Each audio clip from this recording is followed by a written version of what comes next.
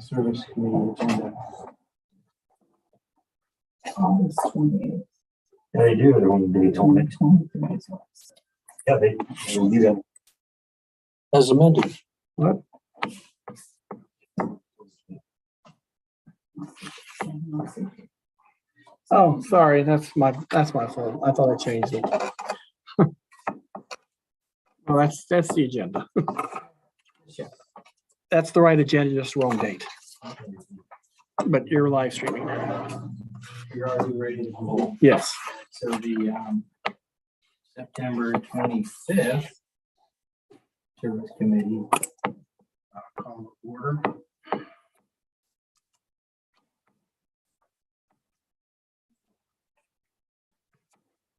Ready, Brian? Mhm. Roll call. Okay. Cosgray, Present. Foreman, Present. Schaffner, President. Also in attendance with Ms. Litz, Councilperson Chuck Keller and Brady Prairie with Brian Hobart present. Mayor John Reedy. We'll go toward I guess approval of the agenda as the date is amended. All in favor, say aye. All right. And approval of the minutes from the August 28th meeting. Former makes a motion, we approve them as written. I didn't read them before meeting. Shut for a second. All right, motion properly made and seconded. All in favor, say aye. Aye. Motion carries. Move on to all the approved minutes as amended.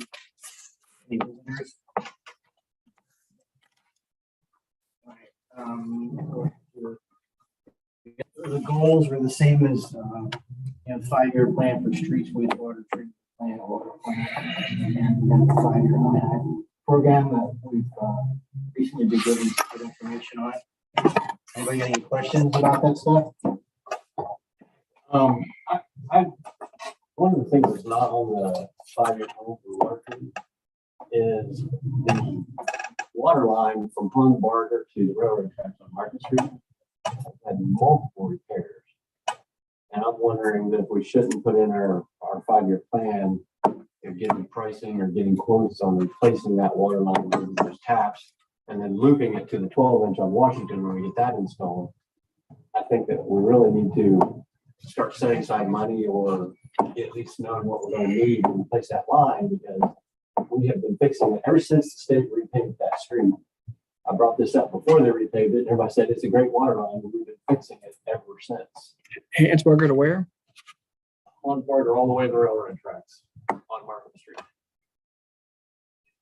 So the full length of town, basically. Yeah, I was gonna say, we pretty much already have done Main Street, the full length of town. When they built the school, we put a new line in from center town all the way to the school, and we just recently put the taps on it because we hadn't used the taps. So just to be clear, we're talking Market Street from Hansberger west to the railroad track. We've been fixing it constantly along that entire stretch.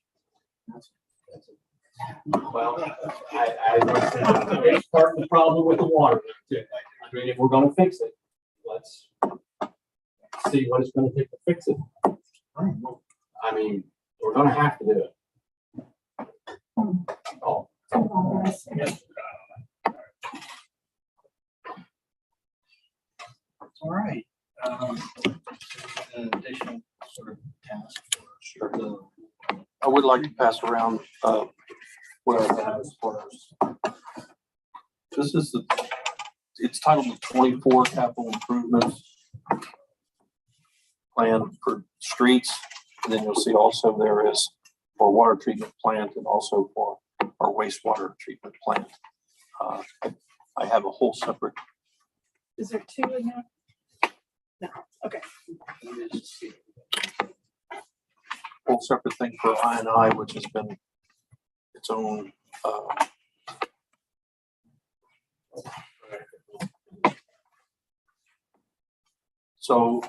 meeting with our department heads this week, Mayor Reedy and I, and narrowing down some things. When we looked at the old plans that we had, the 5-year plans. There obviously are some things that are just getting done now. There were some things on some past plans that were on projects moving forward. So Tim and I discussed a lot about the streets. Nothing here is set in stone, obviously. These are works in progress, and we're going to proceed. And based on your information now, Mr. Foreman, we're going to take a good hard look at that Market Street project for sure.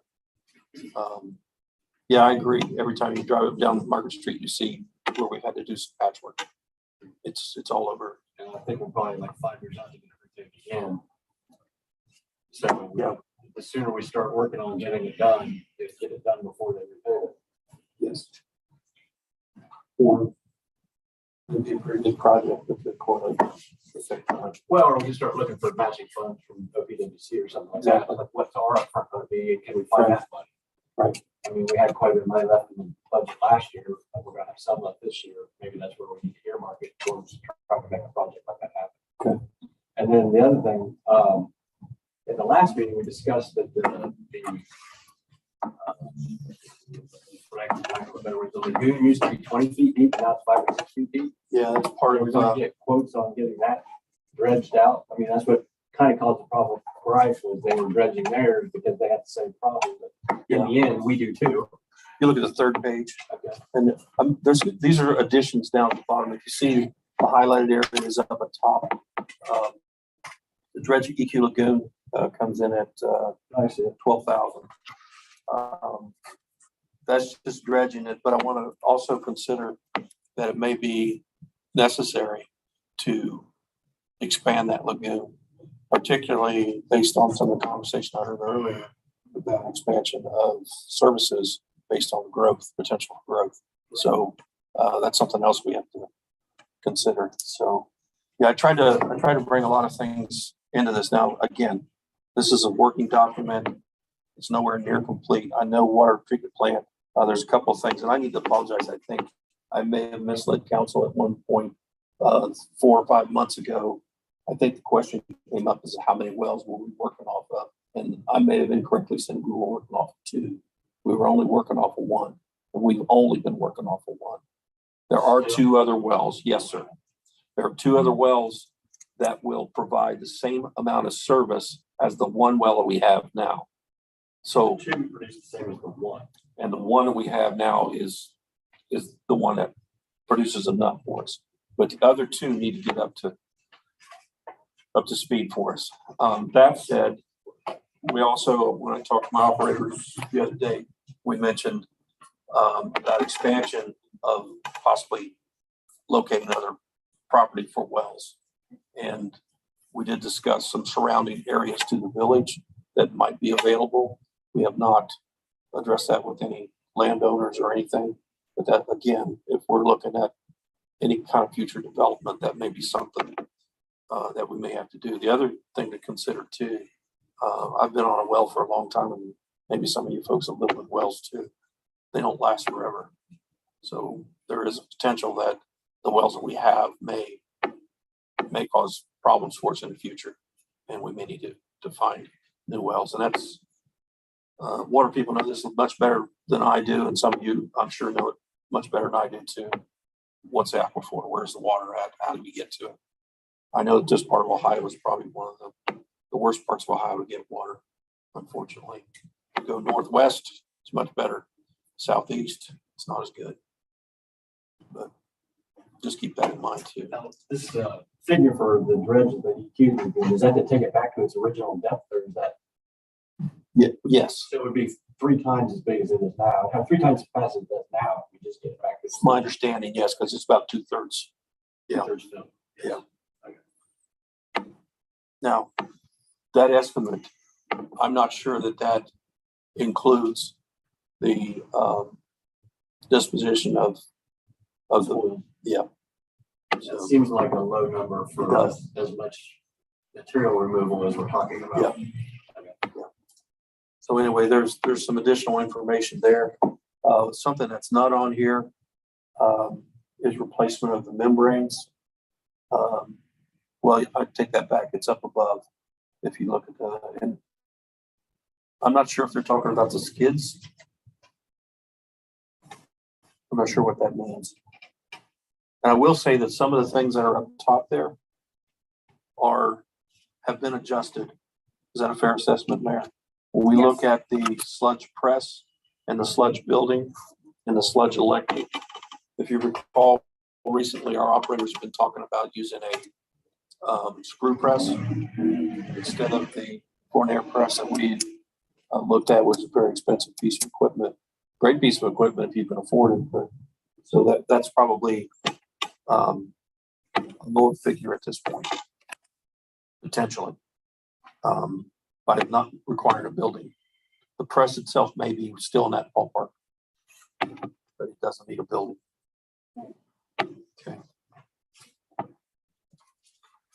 And again, this is a work in progress. The information that you just mentioned about Market Street will definitely be part of what we're doing with streets and water. On here it says 2 wells are not working. It's got 2016 parentheses. Has it been that long since it was? I have to look at my notes. So what well, the pump broke off, and is that the one we're working on now? Remember that happened? That's a mistake on my part. That 216 should be on the lower level. That's the last time those tanks were cleaned. Okay. Clean. It says 2016 on the wrong lot. Yes, sir. Sorry about that. Thank you. I'm sorry, Mr. Keller. Yeah, what pump was it that broke off? And they had to get it, get a new one fell in, they had to get a new one. Was that the lift station? No, it was one of the wells. Well, It seemed like it not been that longer, so I just wondered if it's the same one we're using now.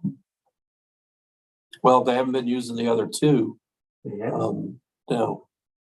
And it's been a while since they've been used, is my understanding. yeah, when they first were straightening out the problems at the plant, they were like, well, we don't want to reintroduce one of these other wells yet until we get our chemistry right. That's right. That seems like it's been a long time ago. So I guess I wondered, when are we going to start reintroducing the other 2 wells? Or is there a reason we have? No, they're in the process of doing that. Okay. Yeah. Well, that was part of our discussion. Yeah. Okay. So we'd be back on 3 wells, Yes. not Yes. dependent upon just 1 well. Right. And then the cleanings and the service of those wells would be on a rotation. So, yeah. I don't want to sound like we're in any danger of losing water source. We're not. Well, I get that, but I don't want it to come to that. Right. That's why you address it before it happens. Right.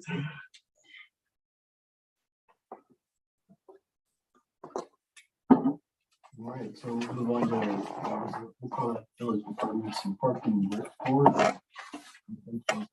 board. Is that all? Still moving forward on the project at the Johnson Park. Well, it's all been taken, I mean, it's been Closing closing and all that. closing occurred, and that's done. Mr. Faker's really involved in this. And I can't tell you how much I appreciate that. Keeping us on track with their timeline.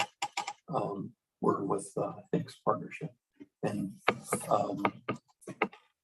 we're still getting some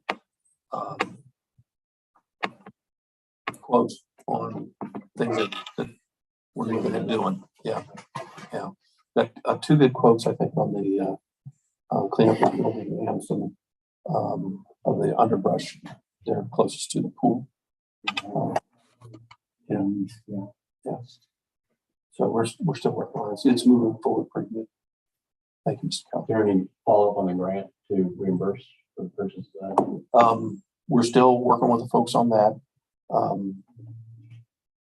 Excuse me, those are the folks I met that were, Mr. Fairco? yeah, they're communicating very well what we need to have a timeline and what we need to do to make sure that we get everything in line. It's looking very optimistic. Again, cautiously optimistic, because you don't know you got a grant until you know you got a grant. So it looks good. All right, that's great. We'll move on to the VDRC. Yes, I just wanted to note, by the way, we have Baltimore Downtown Revitalization, that's Baltimore Downtown Restoration on the agenda. So three things that I wanted to bring up. First, Rosati was in, I believe, a couple of weeks ago to take final measurements.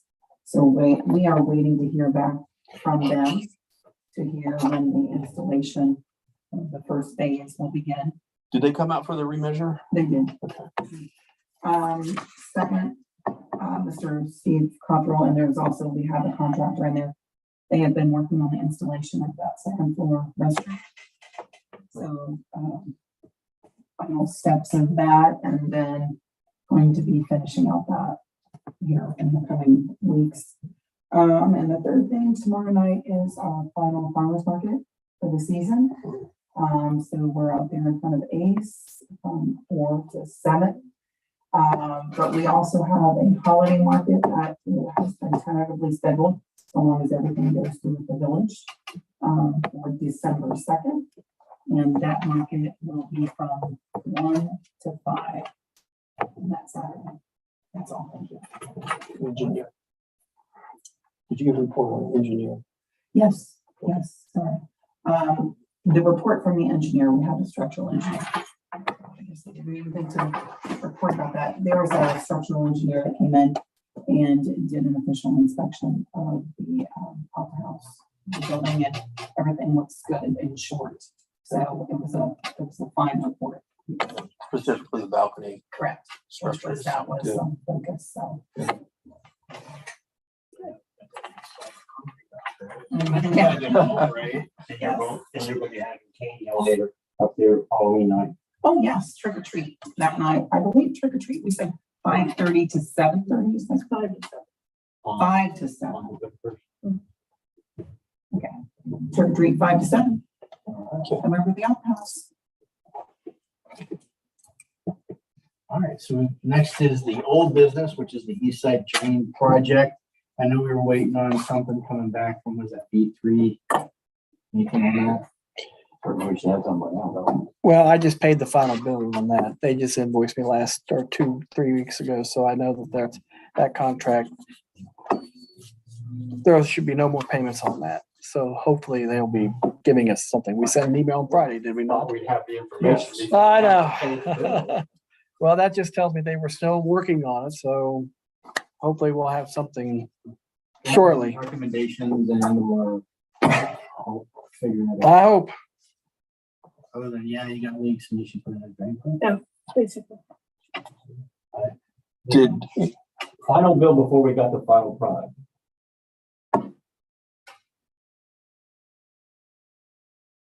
Am I understanding that correctly? Yes, correct. and we did get from Mike Reber. No, it was two, Mike. This was sent to Tim and I, but there was no report with it. It was basically a diagram of an easement. We received this, right? I mean, did everybody get it? Is that this line? I think This is That's east side. East side. This is east side. Old road. I was told, I think we have some easements out that way already. We don't? That's probably one of the final tally. They're probably in the process of getting easements. I think that I don't know. a property owner out there, I believe, says that we do, but I don't know that we do. I don't know. Does anybody remember getting this? I remember seeing it, but There was no report. This is, yeah, this is how it came to be. Right? Trust me, we've been after them. So they don't stay on old Gimme, gimme, business gimme. until we get some kind of report. Yeah, well, Issue. I tell you what, I'm gonna Held payment until we had something. I'm gonna reach out to them for a final report. Shouldn't be too much to ask since you paid them already. Right. If that doesn't work, let me go. Mm-hmm. Let me out. We'll keep you in reserve. Okay. All right, moving on to resolution 2023-22, a resolution authorizing the village administrator to prepare and submit an application to participate in the Ohio Public Works Commission State Capital Improvement, Local Transportation Improvement Program. There's a contract that's required, and declaration of emergency on the project is that? Gordon project, right. So I need a, I guess, a sponsor coming out of the committee. Yeah, this thing here, we talked about projects and we feel Gordon Street would be a good one. One of the things you can relay more from what I know is Gordon Street and we're gonna loop it, you know, and so forth. But it don't have to be passed as an emergency because it's not, it can go 3 readings because it's not due until the first week of November. We'll sponsor that out of committee. We don't have to vote on that. We can just do 3 readings and. No, I mean, Come out of committee. you come out of committee, I think you do have to authorize. So Warner makes a motion that we send this resolution to council. All in favor, say aye. Aye. Resolution is forwarded to council. All right. Any other new business? All in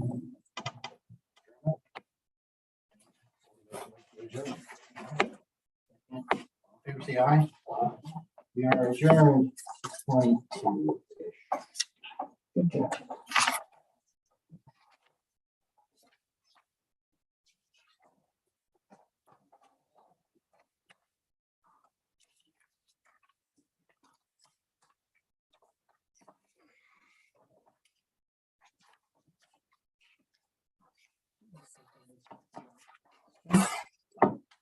Let me know when we're ready. And go ahead and adjourn. You wanna bring, she come? She's coming tonight.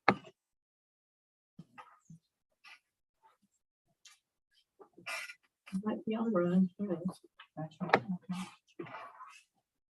All right, ready? Sure. To call the safety committee. To order roll call, please. Barry, Present. Keller, Litz. Present. Also in attendance, we have Mayor Reading, we have VA Brian Holbrook, we have fiscal officer Brian Biller, we also have Cosgrave, Litz, and Schaffner is here also, as well as Warner. This is on. I know, that's why I was just looking, I'm like, you are in attendance. Here it is. The chief has just walked in. Do we have approval of the minutes for August 28th? Motion that we accept the minutes of August 28th. That's a second. Okay. All in favor? Aye. Is there any discussion? Any discussion? Okay. Visitors. We have the visitors this evening. 2023 goals, 0 workplace accidents, 0 fatal accidents. I believe we're standing still good on these 2 goals, correct? Okay. Reports. Village Administrator. I'd just like to mention a couple of things. First of all, I think we reported that we were going to get the shots for our, yeah. It didn't work out so good for us to arrange for somebody to come here and do that. So what I did is I notified all the department heads, notify your people. It's covered under our insurance. Go to your family doctor. Told them exactly what they need to do. The VOB and the TBC, I think it's called. Just for protection of themselves. And that's about the best we could do with that. Sorry that it didn't work out where we could actually have, but our insurance would not cover it. And even if it was the health department doing the shots, they said no, they would charge. It's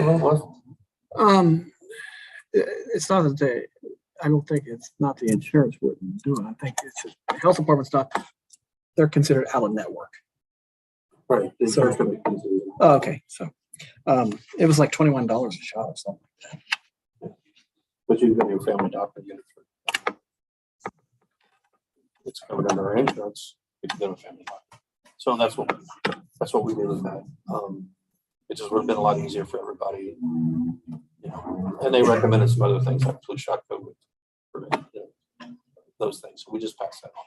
So the only other thing we talked about the other day, with some of our department heads related to safety was safety equipment. We talked about,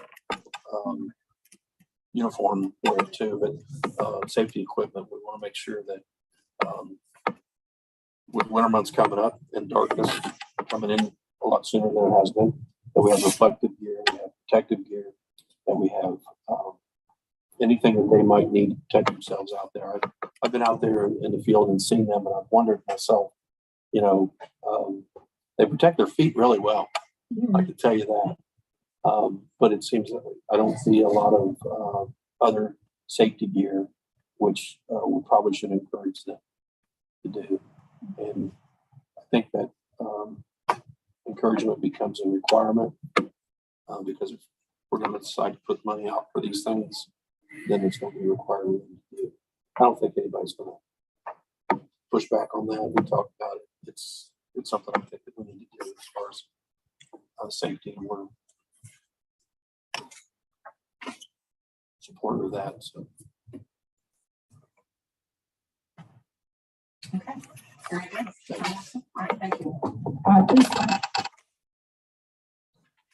We swore in a new officer. The mayor was kind enough to come in and take care of that. We got his state paperwork here. He also is a patrol rifle instructor, and he's also a taser instructor, which we've not had. The department goals had to find somebody else. So that's worked out for us really well. We have officers scheduled for training out of house. For example, like radar, we can't do that in house. We have to send people out for that. The firearms was taken care of today as far as our qualifications. We got everybody through that. And let's see what else. And actually, I think that's about it. It actually has been a quiet week this week.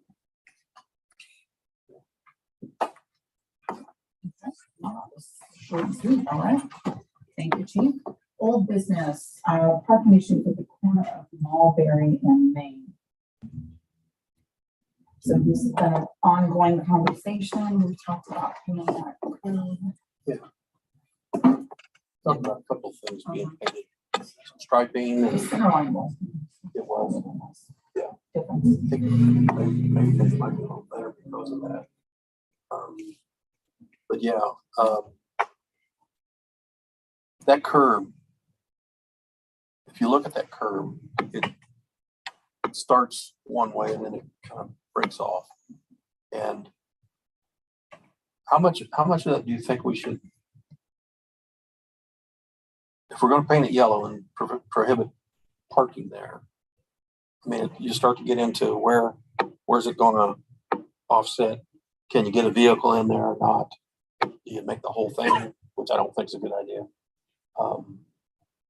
So kind of, I've looked at it a couple of times and says, okay, where do we start this back towards the intersection? We talked about different lanes, so Yeah. it's anywhere between 17 feet and one car length. I think is kind of what we've discussed. Yeah. Right there on that immediate corner. Yeah. Yeah, and the problem I have is what we're trying to do is open up a field of vision for people, but not everybody has the same field of vision depending on your car, your vehicle. So it's kind of like, okay, where would be the best place to make it so that you can see past those parked vehicles and see what's basically coming up the hill, really. So I mean, I can go ahead and make a judgment of it, I guess.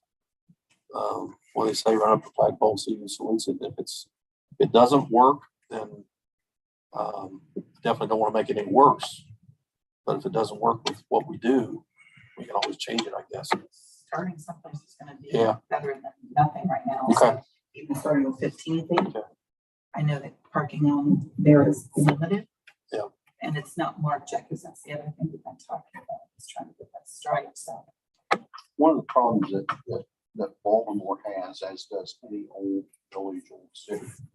Back in the day when these streets were laid out, people were riding horses and pulling wagons, so it really wasn't an issue. So back to what Brian was saying, the line of sight in that area is really bad. And what that means is you have like sidewalk and buildings literally built right to the sidewalk. So short of trying to, I mean, the only thing you can do is you know, the line of sight is one thing, but ultimately auto accidents in greater scope are caused by reactionary time. So if you have an 18, 19, 20-year-old car, healthy, and a healthy 70-year-old driving a car, the 18-year-old will react quicker, so they need less room to react. The older person will take longer to react. The average is about 2.34 seconds for a fully loaded person. In the case up here, you know, to ever really fix that, which is not a fix at all, in my humble opinion, is the only thing you could do is take that line of sight where if you're sitting in a car and swing that around across the front of the bank to where would be the first place that, given that corner bank, where would be the first place you could witness or see a car approaching. But the problem with that is that you have to eliminate all the parking in front of the bank. And I don't think, I may be wrong, but I don't think that's our goal, is to eliminate any parking. We don't have any as it is. Well, they're popping over a hill too, so it's almost like you're out of sight and then they're there. Oh, yeah. So even if you did that, it doesn't change the fact that they're out of sight until the reaction. There's not a lot we can do. But the only other thing I can think of is if you make it a right turn only, and I think there's been discussion about that already. We also discovered there were no reported accidents other than parked cars getting hit. Right. And that moving the center line is going to be more to do to solve that than anything else. Yeah, me too. It's a great- So I'd say the biggest problem we have with that intersection is actually taken care of. We haven't had any complaints from residents or anybody in the area, and no incidents of any kind since we moved that line, or the state moved that line. So that really seems to have been a push forward. So are you going to take this off the agenda? Back to just marking I that think corner. we will. I think we will. And it won't be, yeah, 15, it won't be what have you. extremely long. It'll be enough that people get the idea not to park right on the Because there corner. were people that parked right there on the corner and there was no. Yeah. Okay. Okay. All right, so. Okay, and this brings us to item 2, head-in parking on high streets. We've discussed that several times, talking about the restriping and parking with that, where are we with I that? talked with Tim about this. What he wants to do is when we have striping going on at another location, he wants to get the striping done. Okay. So And that's No. gonna be the angled parking. that's that what I we want to make clear discussed. is we talked about this, right? Yes, Will be angled. yes, because some of those, especially the ones. Even with the though- trucks. We're repainting in front of the school athletic field this year. Yeah. That'll be repainted by us. Or repainted by the school. No, I think the The contractor. contractor's gonna do it. I think that's what he's talking about. We are in town to repaint those. And That's then- what we're talking, send them over there. Yes, that's what Tim, yes. So it should get done yet this year. Yes, Yes. yeah, this contract's been signed. I think Tim was gonna reach out to the Spires baby. Spires to, hey, you can start. Right. Now, I do want to mention one thing. I don't think this is, obviously it's not the intent, is to make that a one-way street, but typically on a narrow street, when you have head-in parking, they're only going to be able to exit one way unless they somehow can back out. Yeah, I think they'll figure it out. yeah. We need to get another- It's one way? Where's Part of it that's one way? already. Where's it one way? Are we talking about high or are we talking about High. in front of the school? Hi. Yeah, I don't think it's not that narrow of a street. I It's a don't, pretty wide street. Okay. I say, I don't recall being One one of the way up widest there. in town, sure. No, the only one you way were over wrong. there that I know of is West Maple Street down. on North the Plaza is side really down. wide, and that's where you have a lot of angled parking on. Mhm. Yeah, what you was talking about Baldwin Street. It's really wide. But High Street, you're not gonna angle on both sides, would you? Just on Just- No, just one side. Just on the east side. West Yeah, side. west side. West side. It'd be the west side. Side where the church is. So which way you want to park? Angle this way towards south? It would be, yeah, if you're coming south, they'd be like this. Okay, then. So you would have to come around the other road to park in. It'd go up to Washington and back down to Even Park better, swing wide. or swing wide. There's no way, yeah, I can say. One thing. We're back in. That's That's what we don't you'll want see. that. No, that's what you'll see. They started, yeah, and that's what I was gonna bring up. We, we can put all the angle parking we want in, and it's great, and it, gives you a wider surface to drive on. But one of the issues you have, if you simply do angle parking and you don't post it head-in parking only, you will have people that for whatever reason will back in, and they're out there, around in the road, they back in, and I think that's something that as we go forward with this thing, we need to post signage that says head-in parking only. Everywhere there's angle parking should be head-in parking only. So do we have to do anything specific to accomplish that, or just advise the signage posted? And parking only. That's something that I would think you may want to talk to your legal person about. I would think because you're changing the dynamic of what that parking is over there, that it would have to be by legislation, I would think. What I would tell you is if I drive by there and there's simply stripes on the road and somebody's backed in, I've got nothing as far as writing them a citation. Right, okay. Well, they haven't committed a violation either. That's what I'm saying. Yeah, if there's no signage, then. By ordinance, and there's a sign in the right. Right. So we need to put this for discussion for next time, talking about whether or not, how we go about making sure that we're going through the proper steps. And whether Whether or not we need an ordinance. Signage, resolution, an ordinance. You could make a general ordinance for the whole village that any angle parking is head-in parking. And then it's just automatic when you do it, you post signage and that takes care of it. So instead of piecemealing and saying, we're doing it here, now we're gonna do it here. You just do it village Do wide. we have any other such parking here in the village Basel. that requires, so, North Basel. okay, so the North Basel part, and then it would be, And you also have them by the athletic field, Johnson Park. Johnson Park. Yeah. Yeah. So you got at least 3 areas that would have. A lot of signs.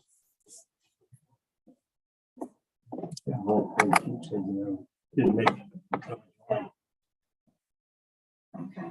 All right, so I have this listed, so is there anything from here we need to do in regards to proposal? And then we got my This noted? handicap within the parking lot, so we don't put no handicap there, and do we?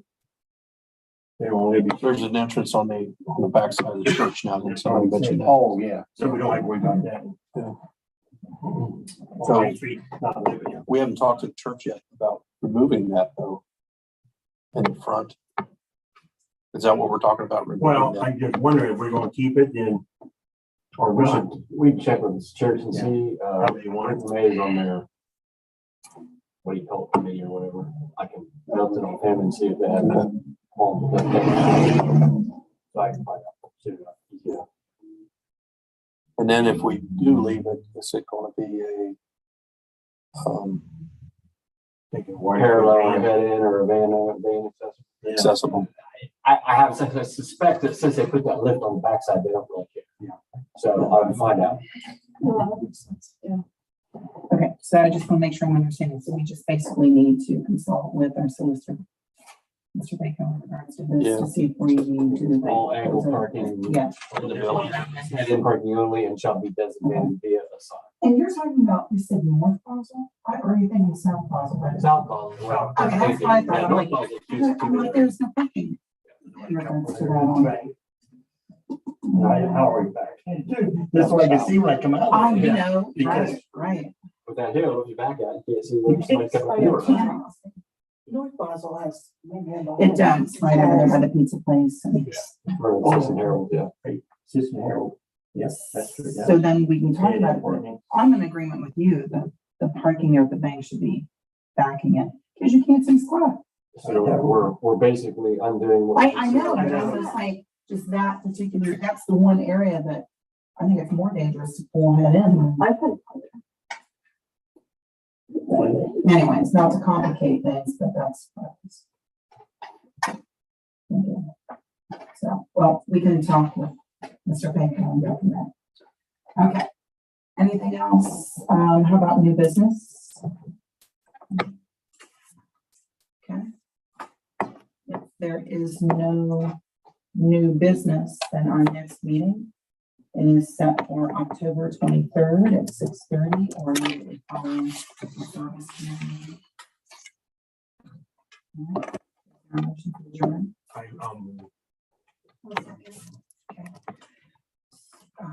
All in favor? All right, meeting adjourned at 6:41. No.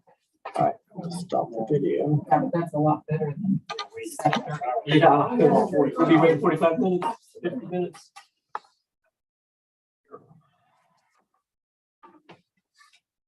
Recording's paused. Stop video.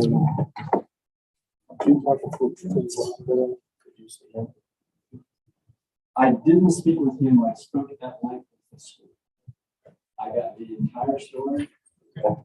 And village should not have gotten involved. The school is working with him, trying to accommodate his needs. Okay. And he was going to financially benefit if they did.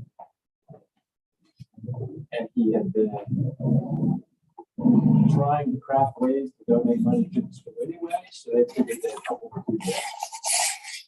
He was gonna get something, they were gonna get something. They weren't gonna work with it. At this point, since he promptly broke off communication with them and stopped discussing it, and instead did an end run and came to the village, they're done. He can build his own.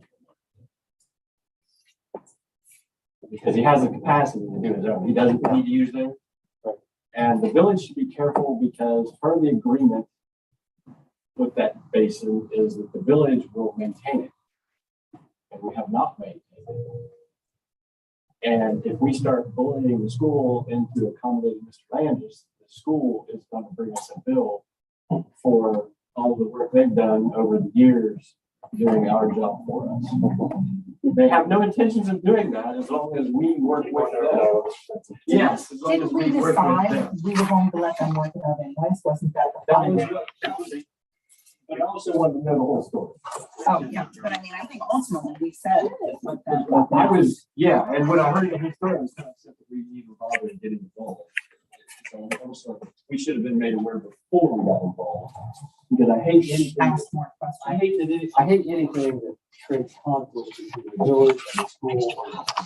Because I think we should all have a lot of conversation before we start talking to lawyers. So in my opinion, we never really got involved. We were just I felt given like we were information. listening. right, the school felt like we were kind of bullied a little bit or trying to. But had anybody? The village went bully. Well, they did not bully, they just, I thought it was premature that the litigation attorney got involved. That's what. It is. But we can have this conversation without having to have this litigation. Well, but it was good information. But how else would he share all that information with council? In an email? I guess the school felt like the village or village personnel should have talked to them directly and not need the litigator. So that was their take. They do.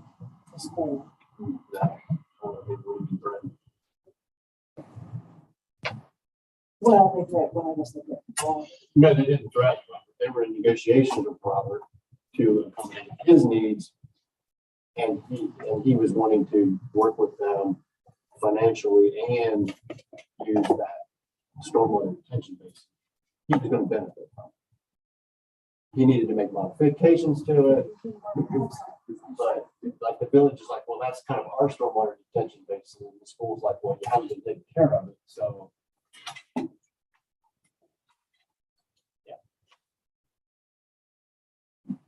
We didn't really have, yeah. They were talking it out, working it out, and all of a sudden we started talking to the village about it instead of the devil about it. So did they ever come to us, I guess, follow up in regards to the servicing of the detention fund? Yeah, No, they're just kind of done it, okay, so. so.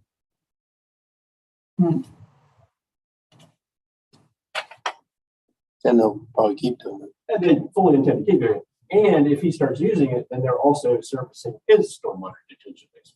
If he builds his own, it's his problem. Right. So the school board actually feels a little bit like maybe we shouldn't burden future school boards with an agreement we made to service the stormwater detention basin used by a developer. Right. Maybe that's not fair to future school boards. So And I'm trying to remember, I think he can handle this himself on his own property. everything that he needs can be done without it. Yeah. But if he is able to make changes to the school board theirs, it actually takes that, it makes more property available to create more lots. Right. Where if he has to do that on his own land, it's gonna take up acreage that he can't turn into lots.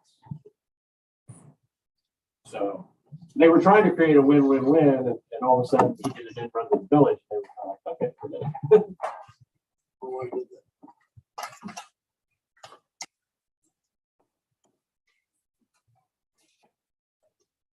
I talked to him a couple weeks ago, and I just texted me today, want to know if anything more developed. And it's been time as far as the village is concerned. It's We sent between the you two of guys- you and, you know, ACT Talk to the school or development. take And, care of it yourself. Yeah. and it doesn't sound like they're gonna talk to each other. Yeah, I don't know. He's been wanting to, or he's been saying he wants to donate money to the school. Right. And this was their way of him being able to do it without necessarily, you know, here's your opportunity. You're gonna get a win, we're gonna get a win. It's a win-win-win. So at other times when he's wanting to donate to the school, it's like he wanted to control where it went or whatever, and they weren't too interested in that. Mhm. So I don't know. Spend some more money on that corner right there. Hey, what I'm thinking, Yeah. it's an eyesore. And I mean, if we're not gonna maintain the stormwater detention basin, maybe we should rewrite our contract with the school since we're sort of in violation.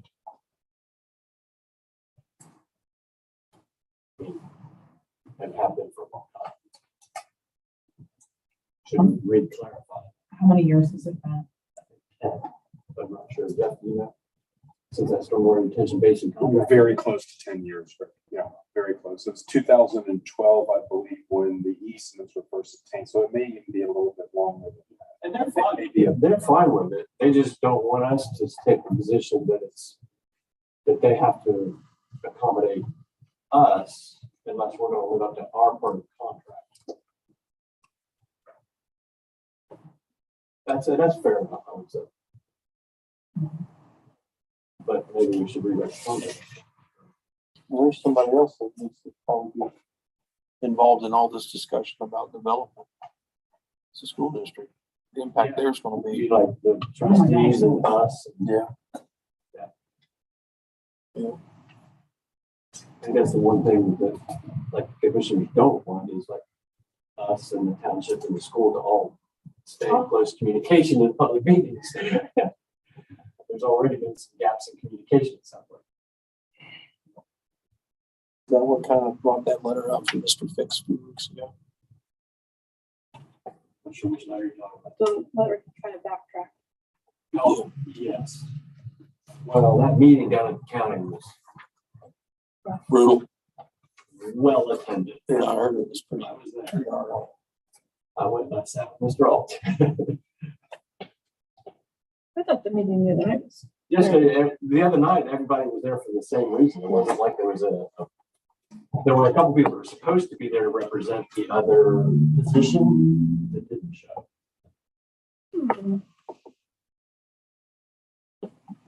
Didn't feel strongly enough about it, I guess. Huh? Yeah. Fair enough. But yeah, that meeting, this meeting was very well done. And that meeting by the county, which should have more capacity and more capability, was very poor. So.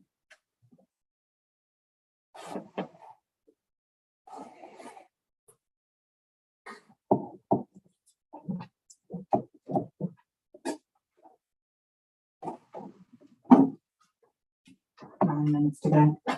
There's one, I went to the fire board.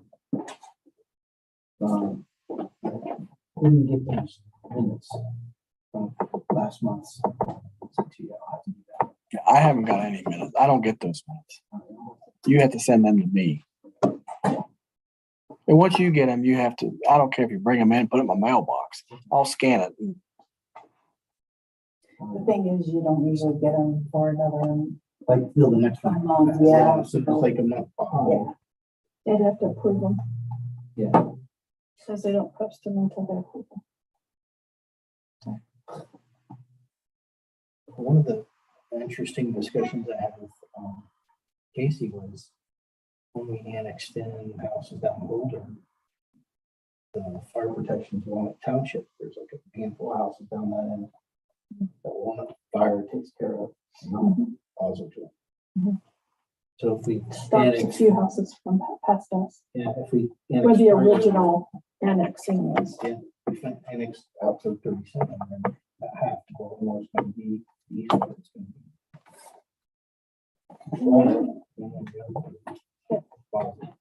For fire. And that'll happen even if we annex out Good to see. to the That's all. south. It stops, well, right about, a little before the, old bowling alley, right?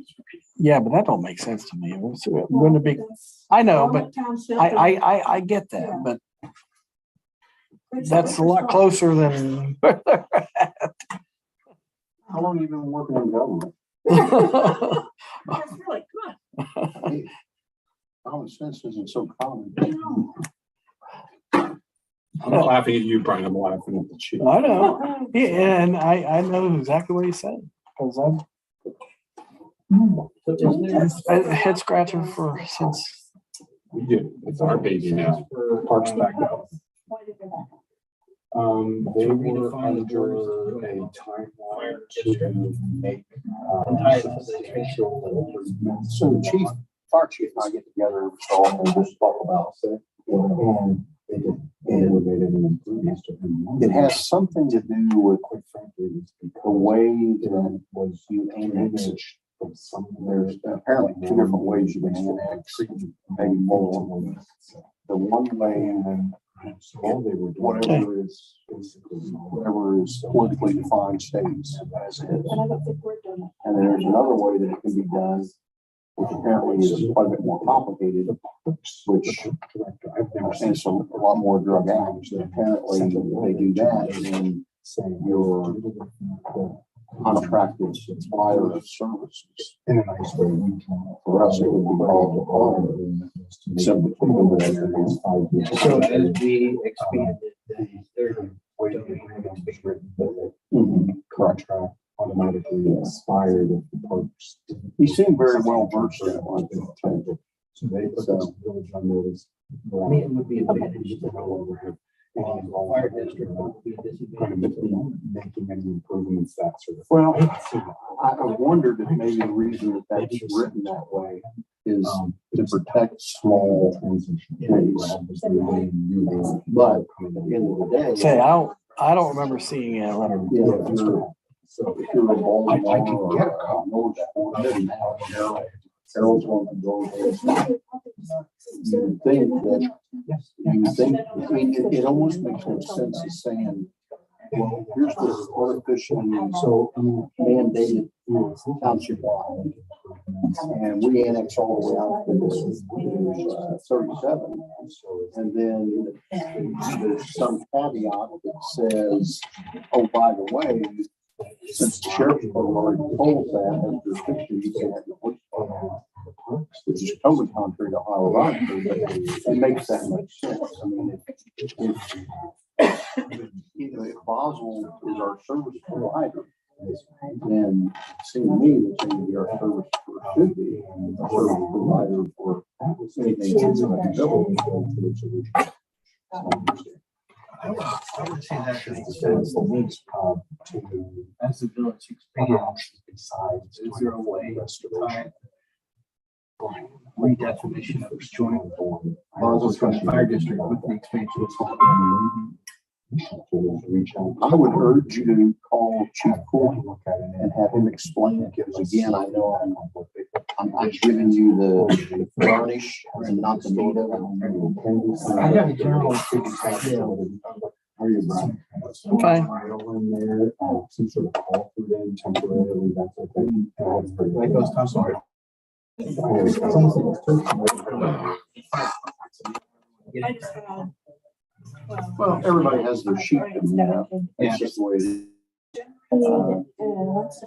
But it's like, the silliness of silly is so, and there's places it's like this. So on this side of the street, you have one fire department, and right across the street, you have another fire department. Or Our hands are. and we had this on Western, we had a road that right dead in the center was our boundary line. On this side was Westerville. So if you were going eastbound, you were driving in Westville. If you were going westbound, you were driving in Chanel. So it's, I don't know, I just think that as an entity, the state should give more latitude to whoever, whether it's a village or city or whatever. I mean, this is not the kind of thing that, if that was not a joint fire district, to my understanding, this would not happen. If that was Baltimore Fire Department, wherever we would annex, it would be Baltimore Fire Department. Because it's a district, it's a political boundary. Right. Well, in the Boswell, I know it's the Boswell joint, but then it cover all of Libby Township though. Well, it does. Then I know when we're in Mullen Township, so when we in it, then they're saying, if we in it, that we will provide utilities and safety, Yeah. Then the safety just police, or that means fire? It includes fire, whenever that property is within our fire district. Okay. Absolutely. That's what we were just saying, that there's, it might not be. Well, see, that's the thing. I think that their fire district ends at the Walnut Township line. And that's the difference for them. So there's again, an artificial line there. And so their fire district, when they get Walnut Township, that's the end of it. And apparently that's what the rub is. Well, it certainly doesn't really give up anything, but if you build 100, it's back to base. Have you gotten a lot of good use out of your pool this year? Includes it. Yeah. It'd be great to have a crystal ball and just look like 50 years in the future and see. You know, it shakes out. I don't know. I just wonder what's happening tomorrow. Road and Eastland Wall. Oh, my Years gosh. ago. Yeah. Oh, wasn't it? Yeah. Look at it. They opened that thing up, and I remember that, being a South End guy, if you really wanted to impress a girl you were taking out, you took them out to Eastland Mall, and you took them to the cinema out there, because there was nothing better. You think they're moving to Fairfield County? Want to get a mug. That's harsh. I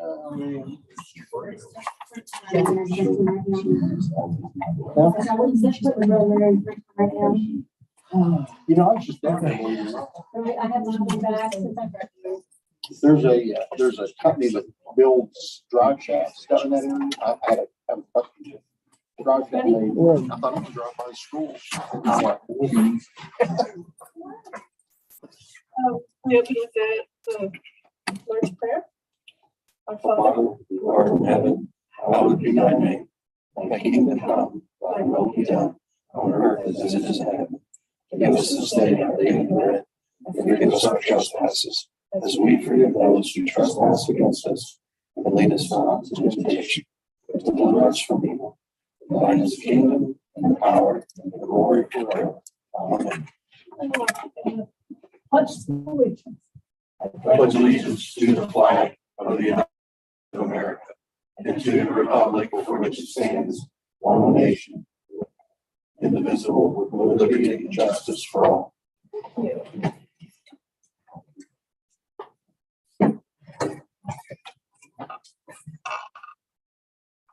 I'd like to call this meeting to order with the roll call, please.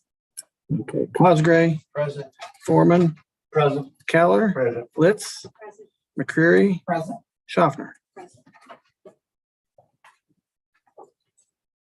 Can I have the approval of the minutes of the September 11th, 23 meeting, please? Foreman makes a motion that we approve them as written.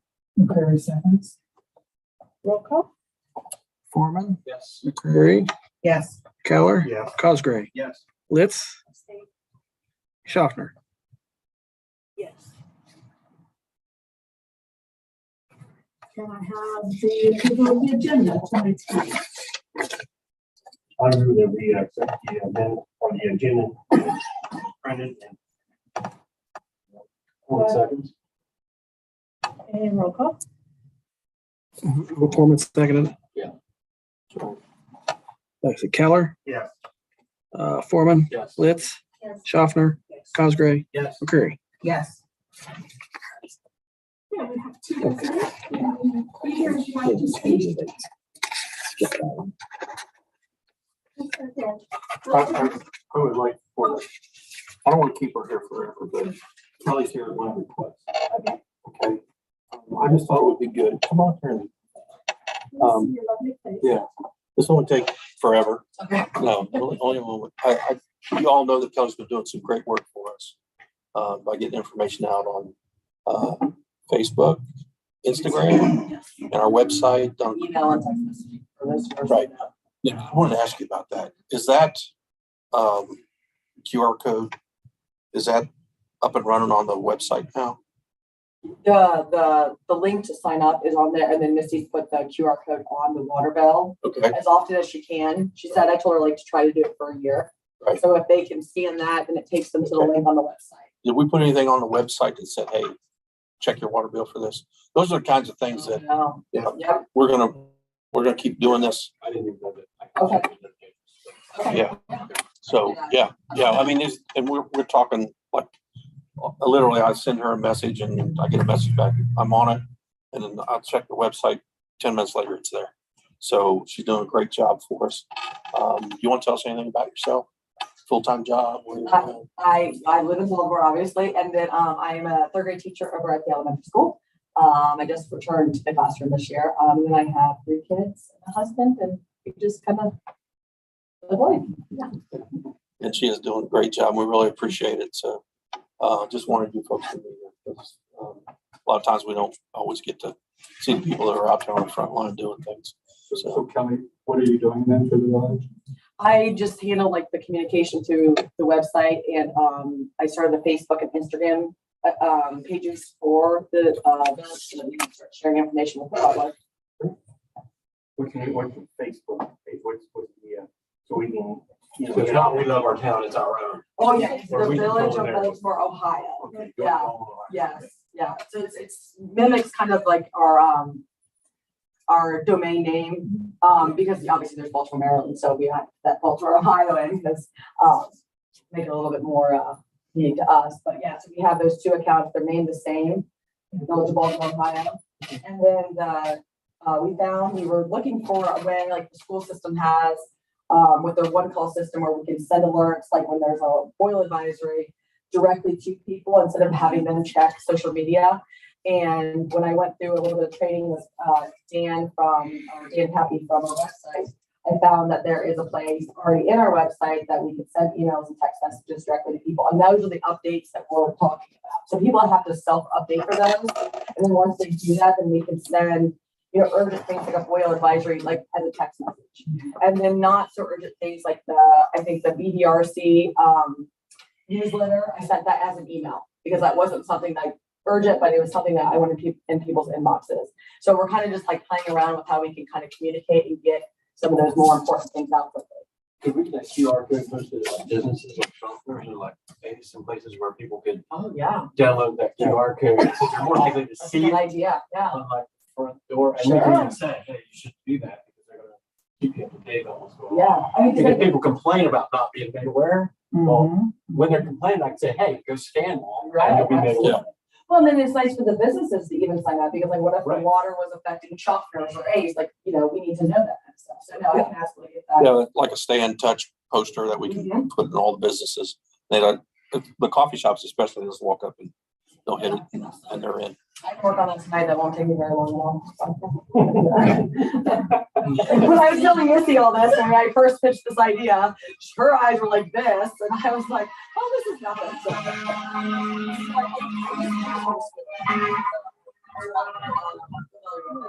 Started the Facebook and Instagram accounts for the school. Thank you.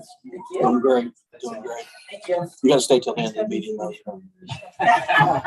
Thanks. Nice meeting you all. Thanks, Ken. Thank you for that, I appreciate it. Yeah, good deal. I really don't have a lot for us tonight.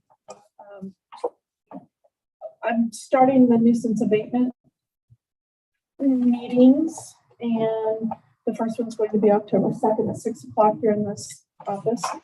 And we do have several people that we're going to be dealing with. October 2nd instead. Who are the members of that? I'm sorry, October 16th. I apologize. October 16th. Myself, Casey Farmer, and Ron Bennett. And then that's the abatement part. If I need an appeals group, which that's if people come in and say, I have to have 2 council members and Mr. Fako, but we're not to that step yet. So just FYI, some of you may be appointed. That's about it. I don't really have a whole lot. They said it's been quiet. I believe. He's welcome to talk. That whole process, I'm gonna let the village administrator talk to you about. And so it's his turn. Okay, well, I'll stick with that. Specifically Liberty Street. I contacted Rumpke last week. They were gonna pick up the trash that was out there, the furniture and everything. When they went out there wasn't anything there. So I contacted them. I found that out afterwards. Apparently it was picked up before they arrived. And there was a chair that we charged Mr. Whitaker. Otherwise, they would have charged him for the full amount of a bulk pickup, which would have been, I believe he said, in excess of $200. He does still have service through Rumpke, and he's paid up on his bill with them. I talked to Jake tonight about that, and just before we came to the meeting. So we are working on that, and we'll continue to work on it. I think we all agree probably the biggest thing for him is we'll get him in a wallet. It's gonna, It's all back now. yeah, it's all, there's. Yeah, Right. there's another, I there's told another Jake. pouch. I told Jake he's gonna get somebody out there to pick it up. See, they pick up out here on Fridays. Who picked it up the first one? We had a private person donate money to have it picked up. And then like the next day or two, then it wasn't. Yeah, they didn't waste any time, I guess. Yeah. Were they informed? If they want their couch to be taken, they have to wrap it in plastic? Mr. Jones told him that. Okay. Yeah. He went out and told him, in fact, it's in the minutes, but he told him it has to be wrapped, trying to be nice. Oh, that's right, yeah. And that's only one property that's a problem for us. We have others. There's a total of 5 on the list right now to review. for nuisance abatement by the board. And there may be some added, there may be some. Which, do you have that? I can provide it, or I can give it to you now if you'd like. Yeah, 121. Yeah. 121 and 201 North Liberty. 301 North Liberty, that's an unoccupied fire damage. We talked a little bit about this. That's not hung on our list because I think it's a new owner. 1319 Canal Street, which probably needs a stop work order on it. We've mentioned that before. And 216 West Mulberry Street, which I think is basically just an unkept property. Those are the ones that are on the list now. And we're putting together information on all of those to see just which direction the board should go with them. So, anything else on that? I have a question for council, if I may. Missy received a shelter house rental form. It's for an individual who is, she is, I believe, the grandmother of a young lady who is let me get this right, Little Miss Baltimore first attendant. And she wants to have a craft show with vendors. Anyway, the long and short of it is this: Johnson Park, they wanted to be able to have vendors set up as a fundraiser. It would benefit the food pantry. I don't know that we've done that before for individuals. I don't know that we want to set up precedents by doing it. She's a beautiful little girl. But Missy had never had one of these come in before. I've never had one come in. So they want to bring people in to make money. Basically, yeah, to raise funds. Do they not want to pay for the shelter house? No, they're willing to pay for it. They want to pay for it? They'll rent it just like everybody else does. Or do we want to set a precedent of letting people operate business out of our shelter house? Right, that's what I'm saying. What would be the next one? And who I don't would be? think it's not business. It's a- Well, and that's why I want. We don't, is it have non-tax status? Yes, there is some verbiage here that's probably helpful with that. If I can find it. You are a food crafter. You must have the mandatory state of Ohio food service license. Follow all rules and regulations of food safety resources. It's by the state. We don't know where the money for the fundraiser is really going, other than they're gonna make a donation to the food pantry. Food pantry is what it says. It says all proceeds. All proceeds, okay. Well, I don't have an issue okay. with it. Gotta be careful. It says all proceeds will help stock the Baltimore food pantry. So Mhm. I'm assuming that they mean everything, but Mhm. Do we generally ask people what they want to use it for? usually it's for private parties. I think that's the only thing that Right. is common about the renters. Kind of one of the things we were having trouble with while we were wanting to have a parks committee was because people can set up these baseball tournaments and basically running a business out of our parks if we don't pay attention to what's going on. Right, they'll do fundraisers there for their, Yeah, it's very similar, only it's involving a shelter house instead of baseball. yeah. I personally don't have an issue with it. It's to raise money to benefit the local food pantry. You personally want it? I don't have an issue with it. I don't either. I feel like if we don't ask people generally what they're using it for, I don't know how we can turn somebody down because they told us what. Because they volunteered more information than we asked for. Well, I think they wanted to give us a heads up because they were expecting a pretty good turnout as far as the matter of fact. They originally- It's all gonna be inside the shelter house? That seems like. No, Oh, they want it it's not. outside too. 20 vendors would have to be, they'd have to set up outside. This is all part of the BDRC. They need to take a resolution. The date requested is the 18th of November. So they. Well, I mean, Well, wouldn't that require legislation, Jeff? I think it's a good idea to require legislation for that. Like you do. Yeah, I don't think it's treated any different than the VDRC. Exactly. Similar to what we've done for the BDRC, for the Baltimore Festival, so they know what the requirements are and insurance. It moved beyond a simple shelter house rental. Boy, I really like to hand this off to somebody right now. You don't be saying that. No, no, I can prepare a resolution, but I'll send you a checklist, Brian, of the Okay. information. Okay. From Yes, sir. whoever's organizing. Yes, sir. Yeah. And then, And I'll reach out to her tomorrow and tell her it's gonna go through that process. yeah, and then committee, it should go to a committee for review purposes, so. Rules is the next meeting. Yeah. So rules. There you go. Thank you.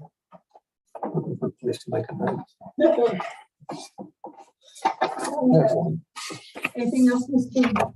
Village Administrator? A couple of things, just, Okay. everybody got my report? Do I need to go over it? Is everybody have any questions or anything? Trying to think if there's anything in there.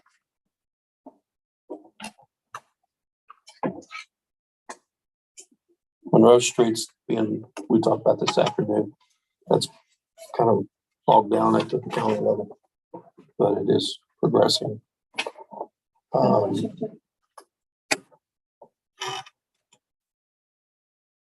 Did we get an update on Washington project? We're waiting on the bid Yeah, to send out the bids. okay. So there's a couple of things, as you look down through here, under water treatment, this is something we talked about the other day. We discussed whether or not the Neptune water meter project, there was some discussion about whether or not it was actually necessary. Right. To change over all of our meters from the Badger systems. Scott doesn't seem to think Right. it's necessary. He says that the Badger systems will give us the same thing that the Neptune will.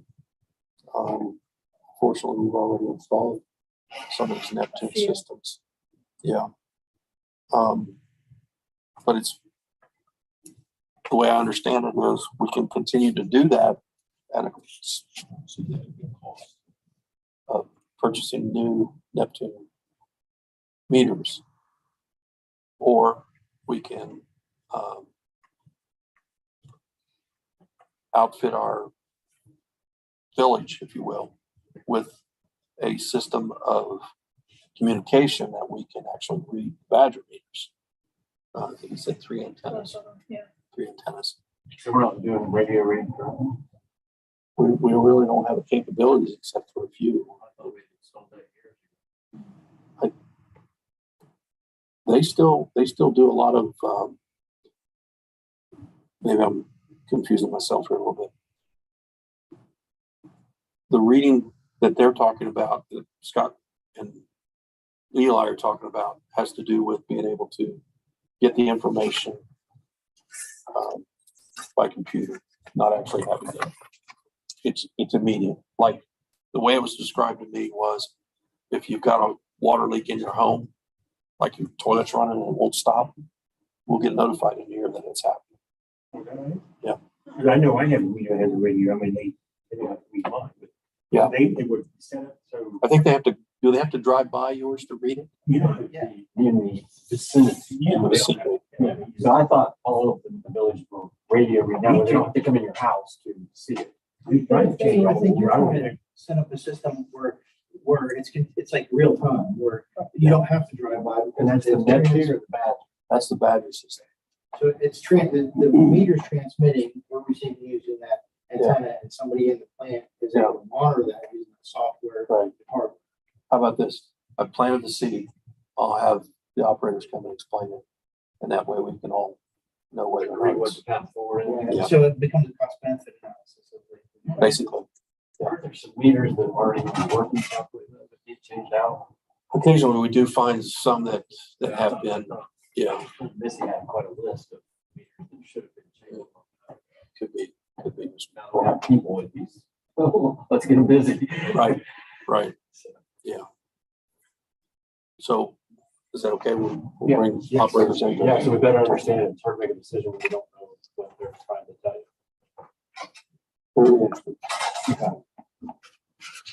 Wastewater, we'll talk a little bit about that. I project, I'm going to speak a little bit more about that.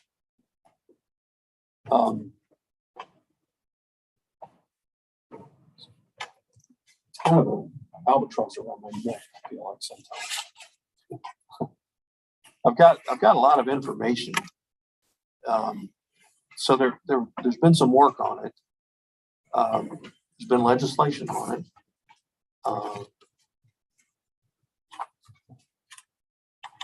Needs to be action on it. And one of the things that I felt was a good way to start, and I think I spoke with the mayor and maybe some of you on council about a letter to each of these. I don't know, we don't want to call them violators or offenders because a lot of them are not aware that they're doing it, but people who are not in compliance. And I still want to do that.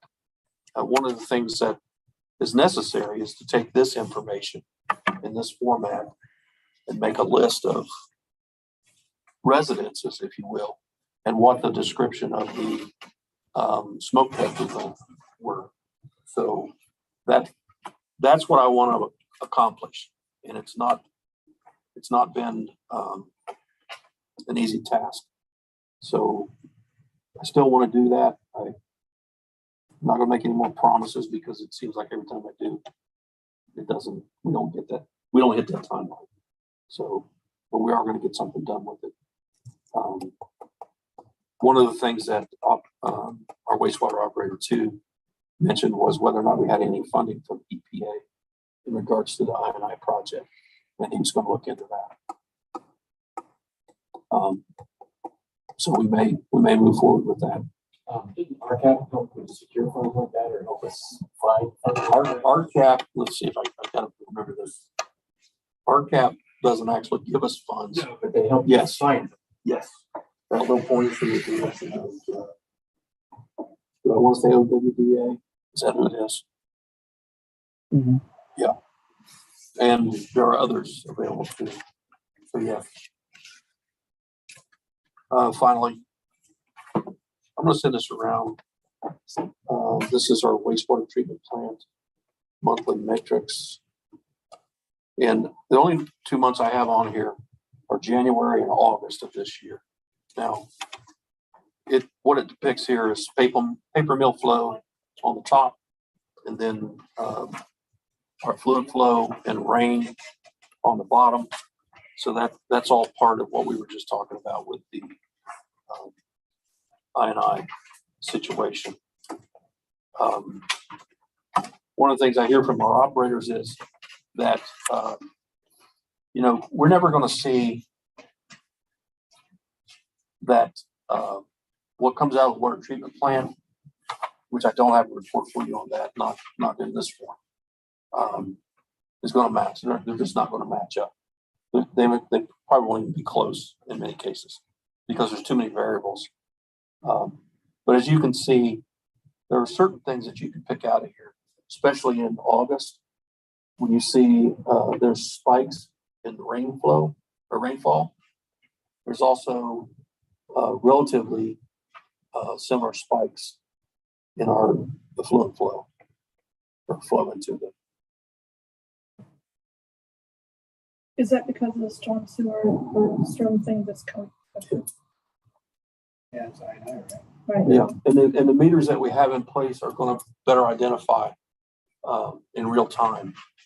We talked about that a few weeks ago when that occurs. So and then what that'll hopefully do was narrow it down depending on the location of those meters.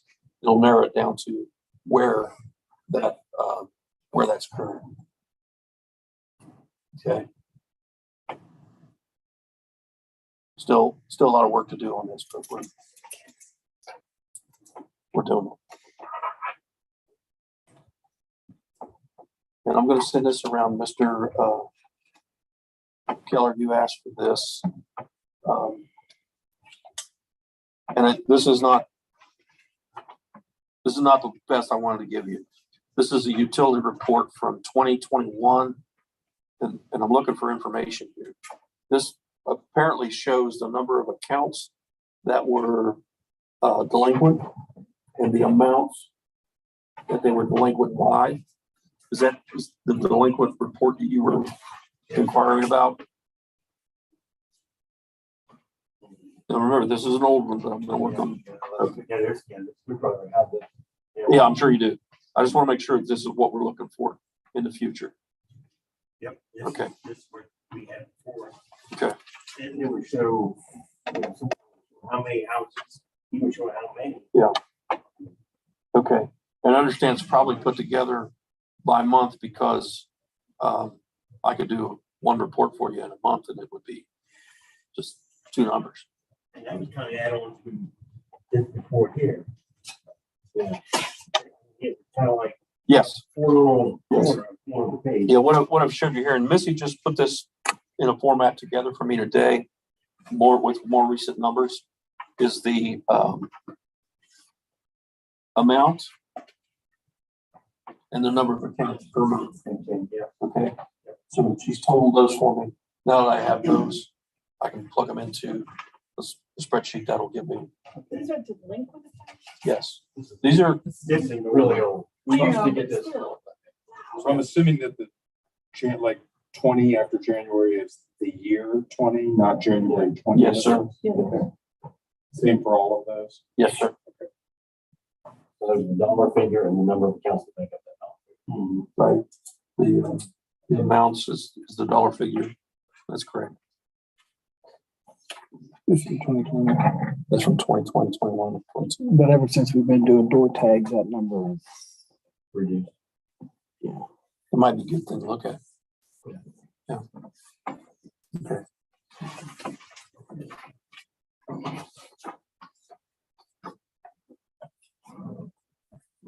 A lot of this stuff I'm just coming across it. So Missy found the template that we used to use? or- No, sir, she did not find the template that we used. She found the information. So, and she put it in a format where I can now put it into a template and make use of it. Leaf pickup, if anybody's interested, October 23rd, they're going to start and stop December 1st. you said October 1. October 23rd is the start date. December 1st will be the last day. And we'll put something on the website. Leaves only, not, garden or yard waste. Granville Street, we're looking at, there was a significant leak there. Tim calculated about 129,000 gallons a day. It's a lot of water. So hopefully we're taking care of that. Milling should start next week. We are going to have to open the road because it's going to be a while before they can get the paving. They're going to do paving during Fair Week. No buses.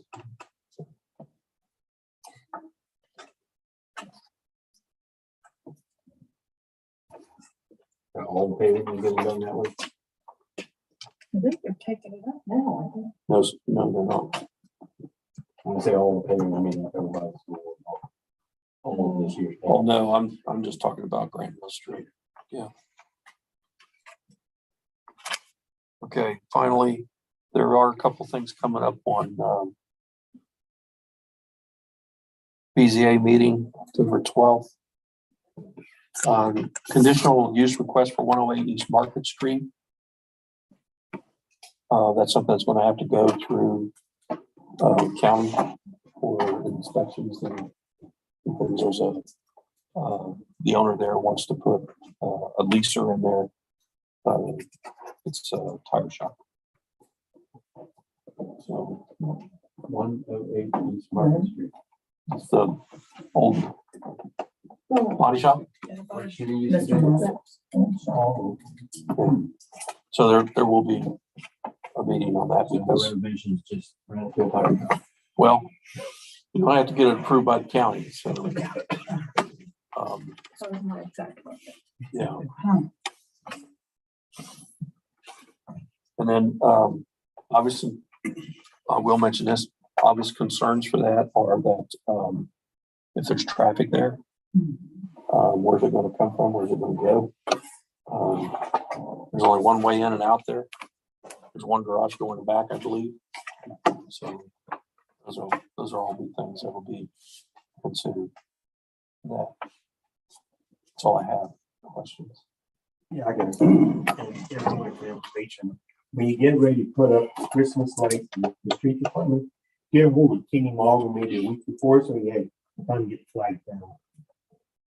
He's in charge of that. Okay, thank you.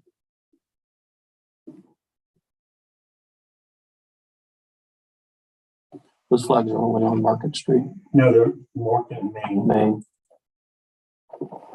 They might be a couple, you know, whatever you think they're gonna start putting, and they usually wait there for Thanksgiving. And he usually takes it down after that.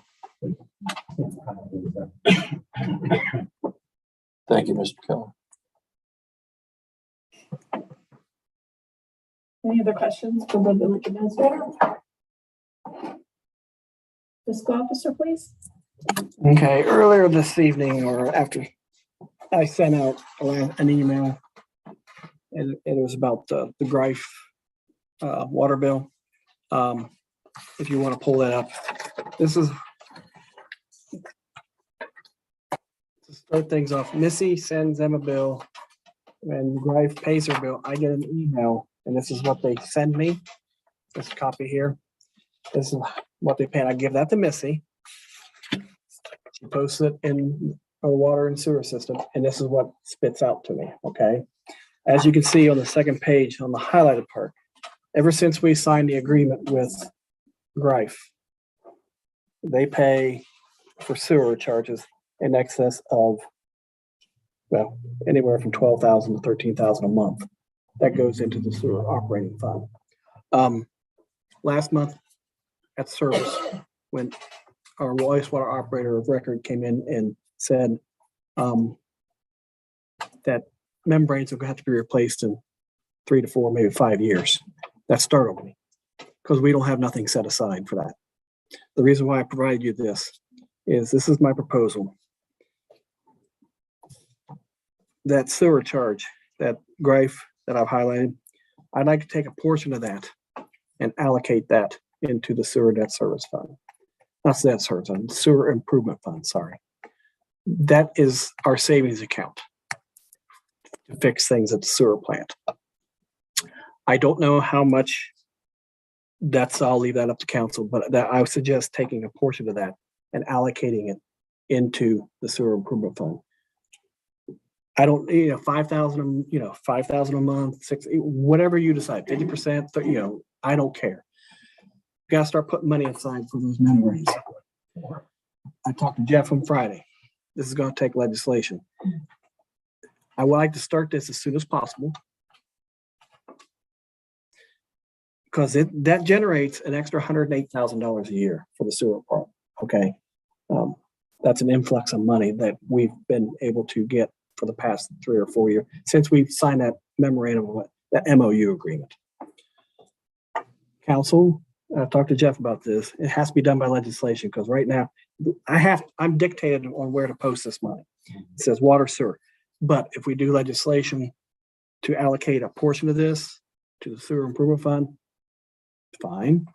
You can cap it at a certain dollar amount once it reaches a certain, because what goes in those funds right now is strictly tap fees. So you can cap $500,000, let's say. I'm just throwing these numbers out. And once it reaches that number, then it reverts back to the sewer fund. I guess that's what I'm trying to. And then if we ever have to spend money out of it, which, something might break down, we can use that money to pay for improvements or whatever. But then once it falls below that the cap that I'm thinking, that the council wants to have, I start putting money back in until it reaches that cap again and then stop. Then we can use that money to buy membranes or to dress. Yes. the basin or Yes. heat. Yes. Is it gonna be easier if we make it a percentage, or can we just make it the difference between the water amount and the sewer amount goes into that fund? I think a percentage Percentage. might be easier. Looks like 75% would be about what I just said, though. I don't know if, so do you want 75% of that? You still need to operate the sewer plant. Yeah, right. My question is, how much, What, We never got the difference here before, though. Right. We only charge them sewer based on what they got in water. yes, So the difference is the additional that they're paying up that we're metering. that is the correct. discharge. That's So I correct. guess that was my reason for saying, why don't we just take the difference between the water and the sewer and put it in the maintenance fund? But if that's too difficult, That might be a little difficult. then it's just quick math tells me that that same thing I just said would be roughly 75%. We certainly need to make a lot of repairs. How much, like 5 years, 16 months from now, 5 years, from now, how much are we spending? And can we count, how much? Right now, we're not really spending, we're saving. Right now, tap fees are the only thing goes in there. What's it gonna cost to replace these members? Well, remember correctly, we bought them up 4 years ago, 3 years ago, whatever, it was 380,000. So if you take 380,000, how many? But that was 3 years ago. They might be 400,000 now. I think it's close, half a million. Okay, so then, I'm just throwing these numbers out. I want council to consider allowing me to allocate a percentage of that, whatever that number is every month, into the sewer improvement fund until it reaches a certain dollar amount, and then it reverts back to strictly sewer. okay, but you also need to know every month how much expense is and how much income is. Cause we gotta have a Okay. zero balance. Okay. So can you tell me every month how much profit we're making? By people paying their sewer bill and the bill? How much extra money there is? It's all paying. I haven't really ever looked at those numbers like Well, that. see, that would be nice if we could, whatever extra money we're making every month, maybe a percentage of that go into that fund. Yeah.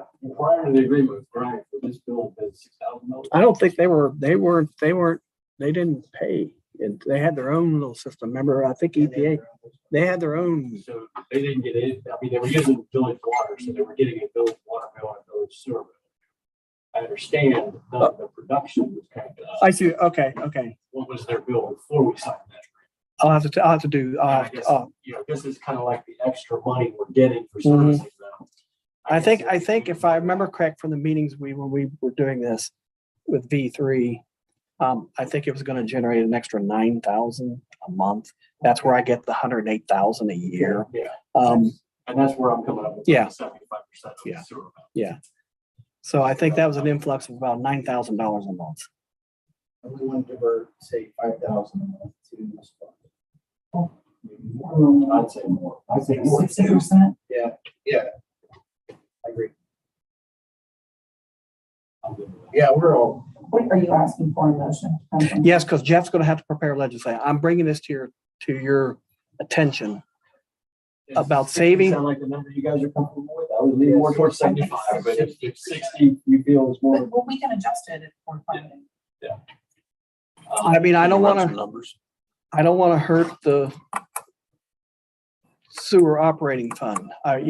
Well, and I guess that's, I want to make sure we maintain our resources to keep the sewer plant operating, but I also want to put money aside for membranes or something else in the future. so why don't we just, Form makes a motion that we allocate 60% of this sewer money to the maintenance fund or repair fund, Improvement fund. improvement fund. And we'll revisit it in 6 months. Very second step. Well, and since I have to prepare legislation for it, you can always amend. So by now, So, yeah, between now But- and when that comes up for a first reading, Brian can crunch numbers on that. Sure. the idea. So we get the ball rolling for 3 readings and we could adjust the percentage later. We need to have part of that. I don't see a need for a I don't cap. either. I don't think we're gonna get to the point. No. Well, I just threw that out there Yeah, that's fine. That's fine. to consider placing a cap. Yeah. Once it get or a certain dollar amount. And we need to fix it too. Once it reaches a certain dollar amount, we need to fix something. Yeah. We can address that. I'm sure There'll be something that, Yes. I do wonder though, are they resumed doing acid rinses over there? you mean of the membranes? I mean, they're, Last I knew, they were doing the bleach rinses or the chlorine rinses, but they still were not doing acid rinses. Who seconded And that? to No, we- discuss no, we the thought empty acid. membranes without doing the acid rinses, premature discussion. no, they were using both. I Yeah. know when I was over there, it's been months ago now. It was after Scott. I know Scott and Eli were both there. And they were pulling those membranes. My understanding was they weren't doing the acid rinses. I know that they bought the acid. Okay. Well, I know they bought a bunch of acid at one point. That's the only time that I'm aware of. that they've done It's a that. two-step process. There's Yeah, like I muriatic acid and then citric acid. I thought Yeah. he said things were looking really good. Well, the other day. I would like to hear from you. Yeah. If they're doing the muriatic acid and citric acid. Because last I knew, they were only doing the chlorine ones. And if you don't do all three, talking about the membranes being end of life is premature conversation. well, whatever cleaning they're doing now is a lot better than what was being right before. And wasn't there a gate broken that needed fixed? We got the, what do they call those things? Stems? Yeah, the stem. Yeah. Oh, sorry. We have a motion in a second. Okay, I can't remember who seconded it. McCreary. Very. Okay.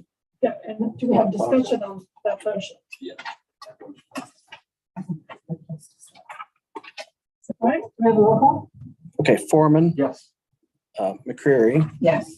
Keller, Yes. Litz, Yes. Schaffner, and Cosgray. Yes. Motion passed. Okay, so I'm clear. What numbers do you? 60% of what we're putting. No, I know that, but I'm talking about what do you need, additional information you need from me?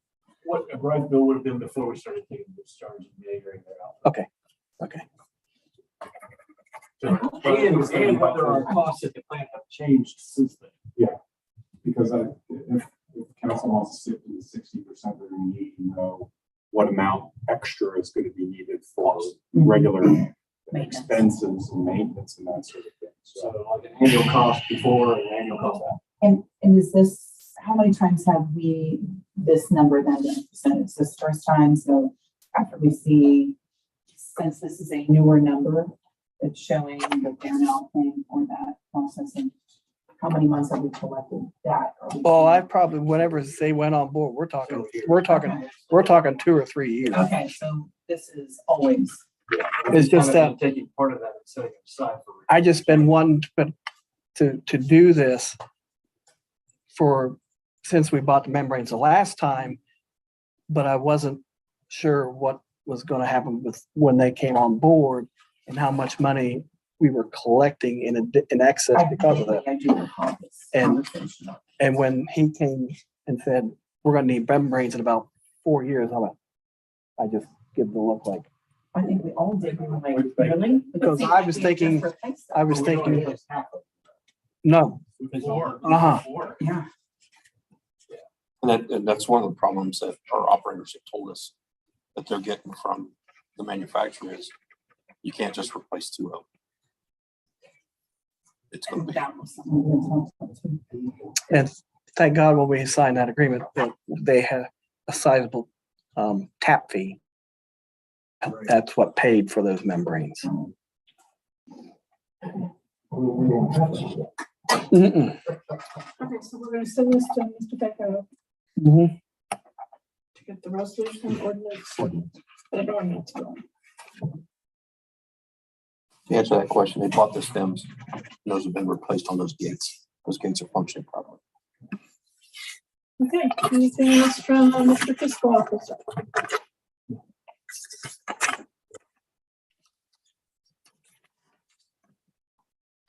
Okay, solicitor, 2 new pieces of legislation on for first reading. The first is ordinance 2023-21. which is to amend the planning and zoning code regarding fences, to allow fences to be constructed on the lot line as opposed to being a foot or some certain distance from the lot line.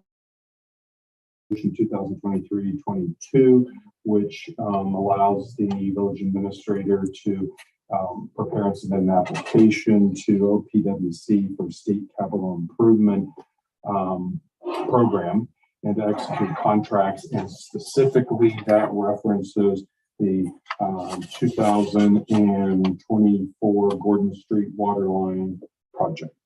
And one piece of legislation on for a second and one on for a third. No tabled ordinances. That's all I have.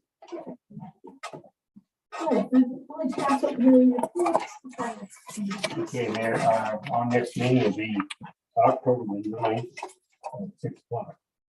And as I said before, I'm going to be there at 9. Hope you guys show up. Service committee, please. Yeah, service met this evening at 6, and the resolution 2023-22 came from the Gordon Street Waterline project, came out of committee to council. Our next meeting will be October 23rd at 6 p.m. Perfect. Safety, please. Yes, tonight at our meeting, we talked about some of the PPE, trying to get some of the safety equipment for our crew, those people who are working out on the streets, and also discussed the restriping of High Street and the potential of having signage there specifying front end parking only, head end parking only. Our next meeting is going to be held October 23rd. Following service. And the rules committee. If the rules did not meet tonight, our next meeting is October 9th. Public safety reports, the police department, please. Thank you, Mayor. Officers are now compliant with state requirements for firearms certifications. We got that done today. Officer Malia is going to be attending a radar school the first week of October. We have 2 other officers we'll be sending, but we're trying to stagger that out so they're all at the same time. Our new officer McCartney, completed his first day of training today. We discovered that he is state certified for several different instructor things that we have needed for a while. I and the deputy chief completed the 24 budget proposal. We consulted with the mayor, went line item by line item on the budget, and once she had reviewed it, we had forwarded it to the financial officer for review. We've started to look at a state grant that pays for body-worn cameras. The problem that we've experienced when we looked at these in the past, the cameras are not ridiculously expensive. The data storage is ridiculously expensive. They basically want you to have a standalone location to do it. One of the suppliers actually, they prefer you send everything to them, and it's thousands of dollars, and it never ends. I mean, you've got always going to have data coming in. We do not want that. So we're looking at a couple options. We're going to get with our IT guy. One of the things that I talked to we're part of a small police department consortium, for another word. And I talked to some of the chiefs around that have gone this route. And what they basically did is they bought their own tower, and nothing is on that tower other than just data from the body-worn cameras. So initially you have the one expense up front for a decent, computer tower. And everything goes in. You have to have for a better word, an administrator of that data. It falls under retention laws, so you would have to be able to go through them so often and remove things from that.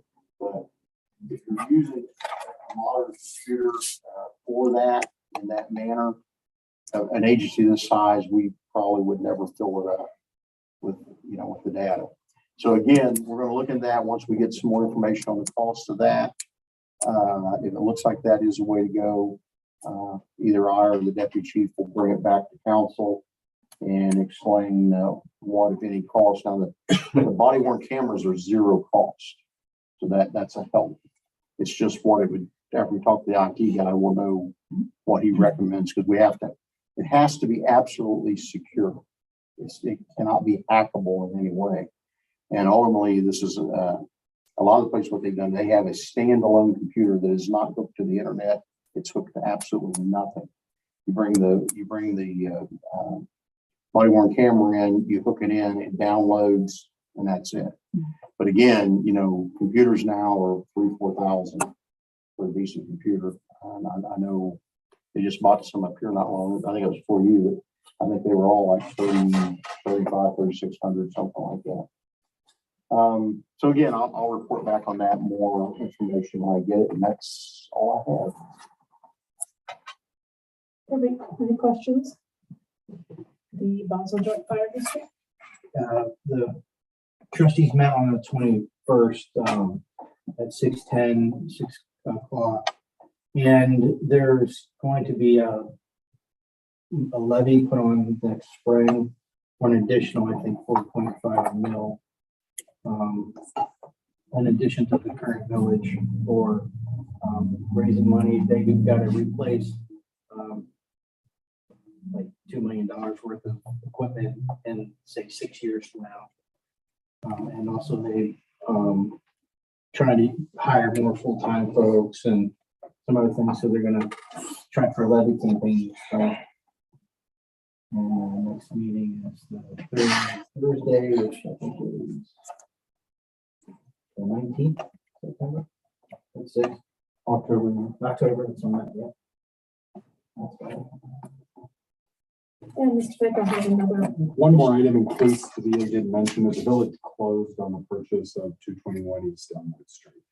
So that's that's now the village's property. And we're still moving forward with the review process for the grant application. Brian's obtained several quotes for demolition expenses, and correct me if I'm wrong, Brian, but my recollection is that one was for $12,000, another one was for $14,000. That's to demolish the existing structure, which is a house in really poor condition, and remove a lot of the underbrush.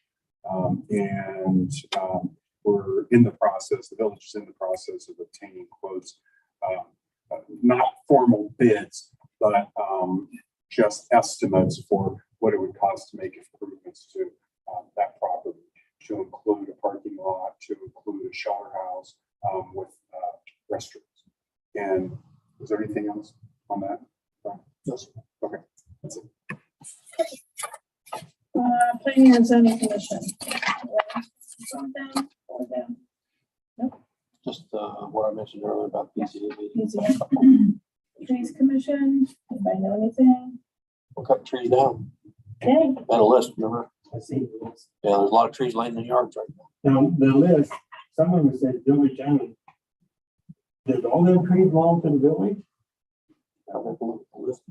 Well, it said, I saw the list. I only signed for 2 trees to Okay. be taken down. Because you need to sign off on them, so. there are 2 trees. Utility company's taking over. Yeah, yes. Oh, okay. The ones I signed for, the same contractor was taking those down. It was Nelson. But yeah, I'm not sure. One or the other. But yeah, it was a fairly long list, and then there were some that were presented from the tree commission. A couple of them, I think, may have been added. So, Anything else? the trees on South Main are taken down. Records Commission? No? All right. Do you have any motions? Okay. Ordinances and resolutions, first reading, ordinance 2023-21, to amend chapter 1272.05, planning and zoning code, general development standard, fences of the Baltimore codified ordinances. The sponsor is. I'll sponsor it, since I'm on. Ms. Perry. Yes, Mayor, we've been talking about this actually in planning and zoning for quite a while. Basically, it's gonna be allowing the fences to be moved on to the property lines versus a foot off property lines with certain standards, so. Thank you. Hold on, Next one is. Hold on. Jeff, question. I think I saw, do we have to have a public hearing on? We did, Yes. We did.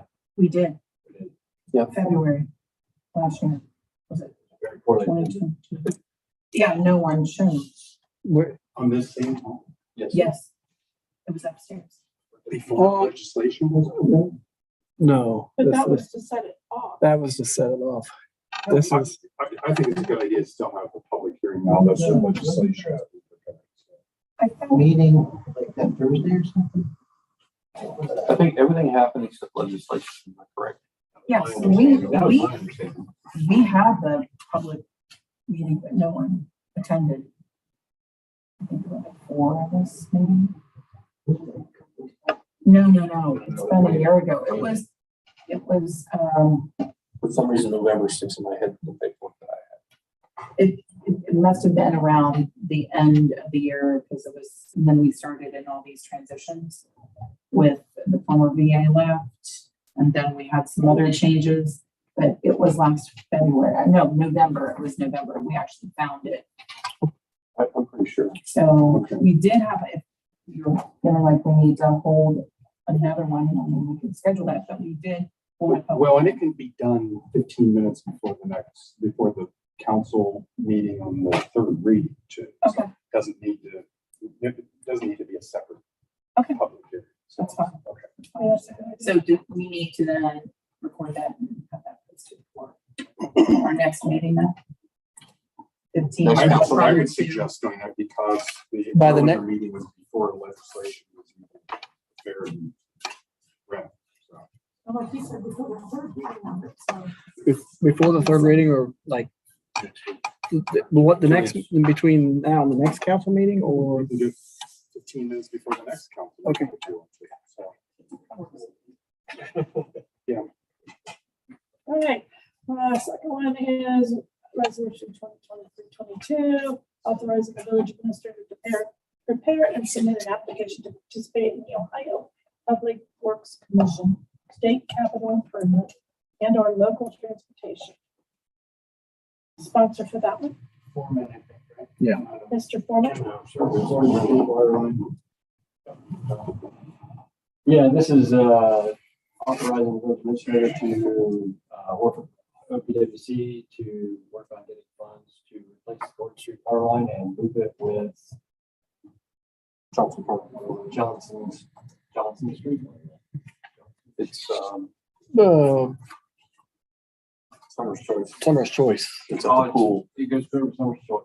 Yes, sir. Brian, can this go 3 readings? Yes. Yeah, it's not due to November. Second reading, resolution 2023-20, or resolution regarding special use agreement to the Baltimore Downtown Restoration Committee for the use of various village facilities for the winter market. Ms. McCrary. Yes, Mayor, we are requesting usage of the Johnson Park shelter house and that area of the park, including Park Street for December 7th.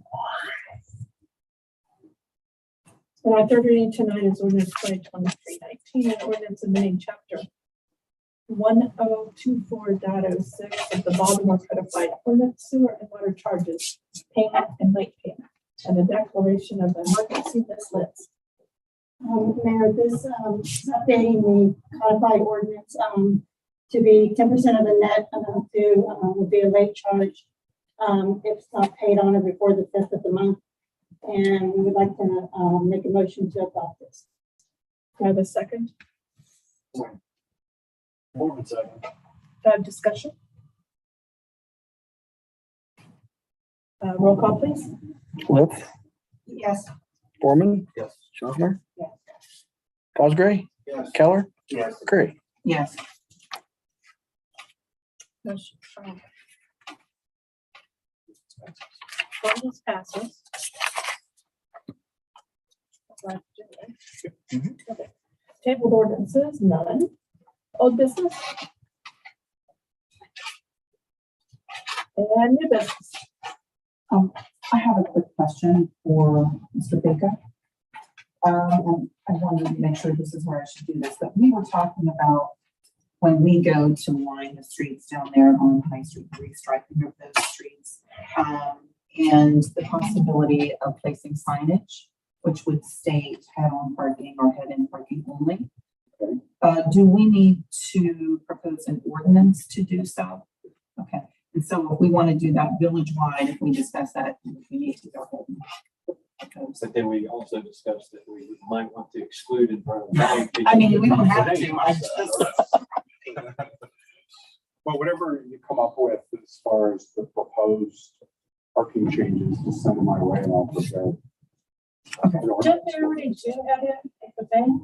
Yes, but we were gonna exclude back-end parking, and Chuck said he even backs in because pulling out of there is safer than backing out. what do you think, Jake? So Good idea? exclude South Marlborough Street on that. From head in or? I don't know. Let's take 2 steps back. Yeah. That whole mess down there, That's true. that whole mess down there comes from back in the day, you know, and I think Chuck and I I know Chuck, but I think we're the 2 longest people have been sitting in these meetings for a long time. And that's been something that people have griped about since I've been here 16 years ago. And the fix to it was back when they decided to build a bank there, they should have been told you can't build it the way you want to build it. Because what they did is they're dumping all that traffic into a blind intersection. So clearly nobody ever looked at that. I will tell you what my recommendation is, which is probably not what anybody really wants to hear, but you know where the pulling spots are along the bank? You really want That's to what we're fix it? talking about. Take those and turn them this way. So you don't have pull in, now you have curbside parking. And that would bring it down to 2. Well, but you 2 know, cars instead of 4, I And think. quite frankly, across the street. well, and I'm, my point is I drive that, I'm down to there every day. And the chance that the bank parking lot and those spots on the end are going to be full of cars is 0. I've never seen them park full. Isn't there parking back behind that the Weaver's building? If There they, could be. so could utilize that area for the people that are there at the They could. dojo? They certainly could. Yeah. I've never understood why they got that big giant area back there. Yeah, I mean- They don't go here, park here. You know? Very few people even goes in the bank. I mean, even in front of the bank, it's never full. I park right in front of the door every day. Yeah. Yeah, hardly anybody goes inside. They already use that. But you know, right now, and I think everybody's familiar with that. We talked that till we're all blue in the face, but at the end of the day, so as long as you have, whether you pull them in or you back them in, which creates a whole nother dilemma, it's not going to fix the problem. It just isn't. The only way you'll, because this way, if you're parked in along the curb, I don't think it's a bad idea. I think. all you can do is pull out, you know, and you down, now we don't have the one-way street down the bottom of the hill. So you're talking about parallel or? So, no, parallel to the curb. Parallel. If you do that, you'll probably lose maybe 2 spots. I think there's only one spot between the corner that should be yellow and. I think there are 4 spots there. That would take it down to 2. There's only 3 there. Three headed. Three heading. Which That's would- about 30 So feet. eliminating 1. I eliminate 2. If I give it 2. Because if you yellow that down 15 feet, like you should, and then do 1 parallel, you're to the exit for the drive. But again, I don't You still have like think, 6 on the front side and you still have all of the parking lots. and if anybody else has observed this, please let me know, but I can honestly tell you, I've never seen the bank parking lot, the front of the bank, and all of those spots full. So we would be doing it on both sides of the street there, parallel parking only? You very well could, and that would that would fix all your problems. All these mirrors and all this stuff, it's a Band-Aid on a problem. Yeah. That's all it is. And, you know, sometimes the best decision is the hardest decision. But if we want to make sure that we don't have people walking out the street getting killed, backing out in front of cars coming up, we have been amazingly blessed. We have not had a major incident there. Well, that commercial building does have room for play. Right, I don't understand. And that's always been my thing is, you know, because I know at one point the owners of that building complained about the parking. Well, you call me silly, but if I've got a lot back there, I could probably probably put 10 cars back there easy. It's a large area. Have them come in and, you know, go to the gate, let them park back there. And there's another problem there too, though, is that there's a dumpster where a trash truck comes down that alley. And it's destroyed that alley. Yeah. Absolutely. We should make that alley no truck. Yeah, that probably would be a good idea. I mean, we need to look at that, because if you look at that alley, it is destroyed, and the only traffic on that alley is a very heavy tractor. Well, and the big concern is you know how they come out and come down by Don's house down there? Mhm. You know, we had to put in an entire block wall to keep that from collapsing in the road. And it's only a matter of time, that road is gonna pop down and you're gonna be right back where you started. Yeah. But I really believe, again, we can talk about this forever, but the correct decision is to do away with that in parking, make it along the curb. Should we send this to rules next time? Sounds like we're gonna make this many changes, as we should. Yes. I think it's Safety, or Rules or safety, safety? maybe would be Which better. one? Safety. Safety? Okay, let's put it on the safety agenda for next time then.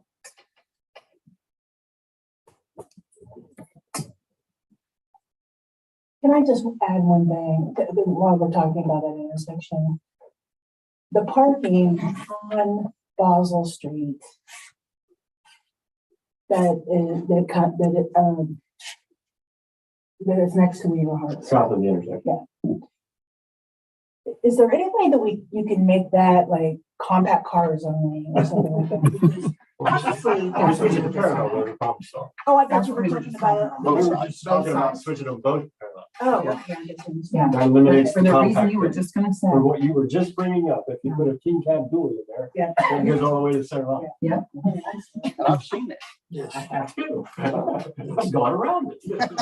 And the way the street is marked, you've got going south on Basel Street, you've got all this room, and then you've got this tiny little bit of room over here, and then everybody turns their wheels and actually sits halfway in the other lane, so. There'll be pushback, but it solves the problem. Sounds great. What was that? New business? Visitor, do we have any comment from the peanut gallery? The only problem with doing what you're talking about doing on the parking up there is you want business to come to Baltimore, and there's 6 spaces, I think, in front of the hardware there. And it's, you know, there is a parking lot back there, but if you can only get 2 cars in front of there, and I have seen it full up there when the last business that was in there at night, every parking spot's full. When they had the school, whatever it was, all those parking spots would be full. But I guess it would be on Mr. Weaver to let them use that parking lot.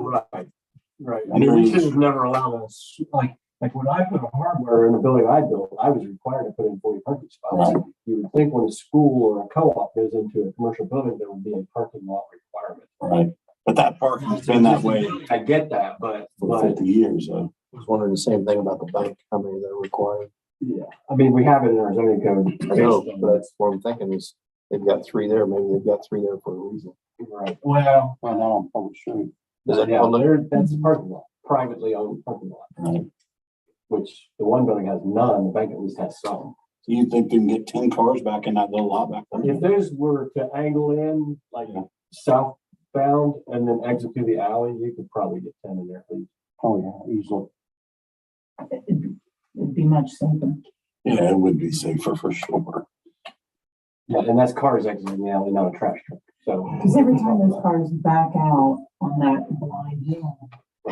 And you know, the thing, you're talking about how long it's been there. I mean, you know, I've only been around here for 25 years or whatever it's been, but you know, it's always been that way. And when it was Weaver's Hardware, people would, you know, they'd pull in and park wherever. Here's the big difference. This is a grill in the room. drivers today, number one, are not as, and I'm just telling you, they're not as skilled as drivers from 10 years ago, 20 years ago, 25 years ago. They are absolutely not as courteous as drivers from 5 years ago or 10 years ago or 15.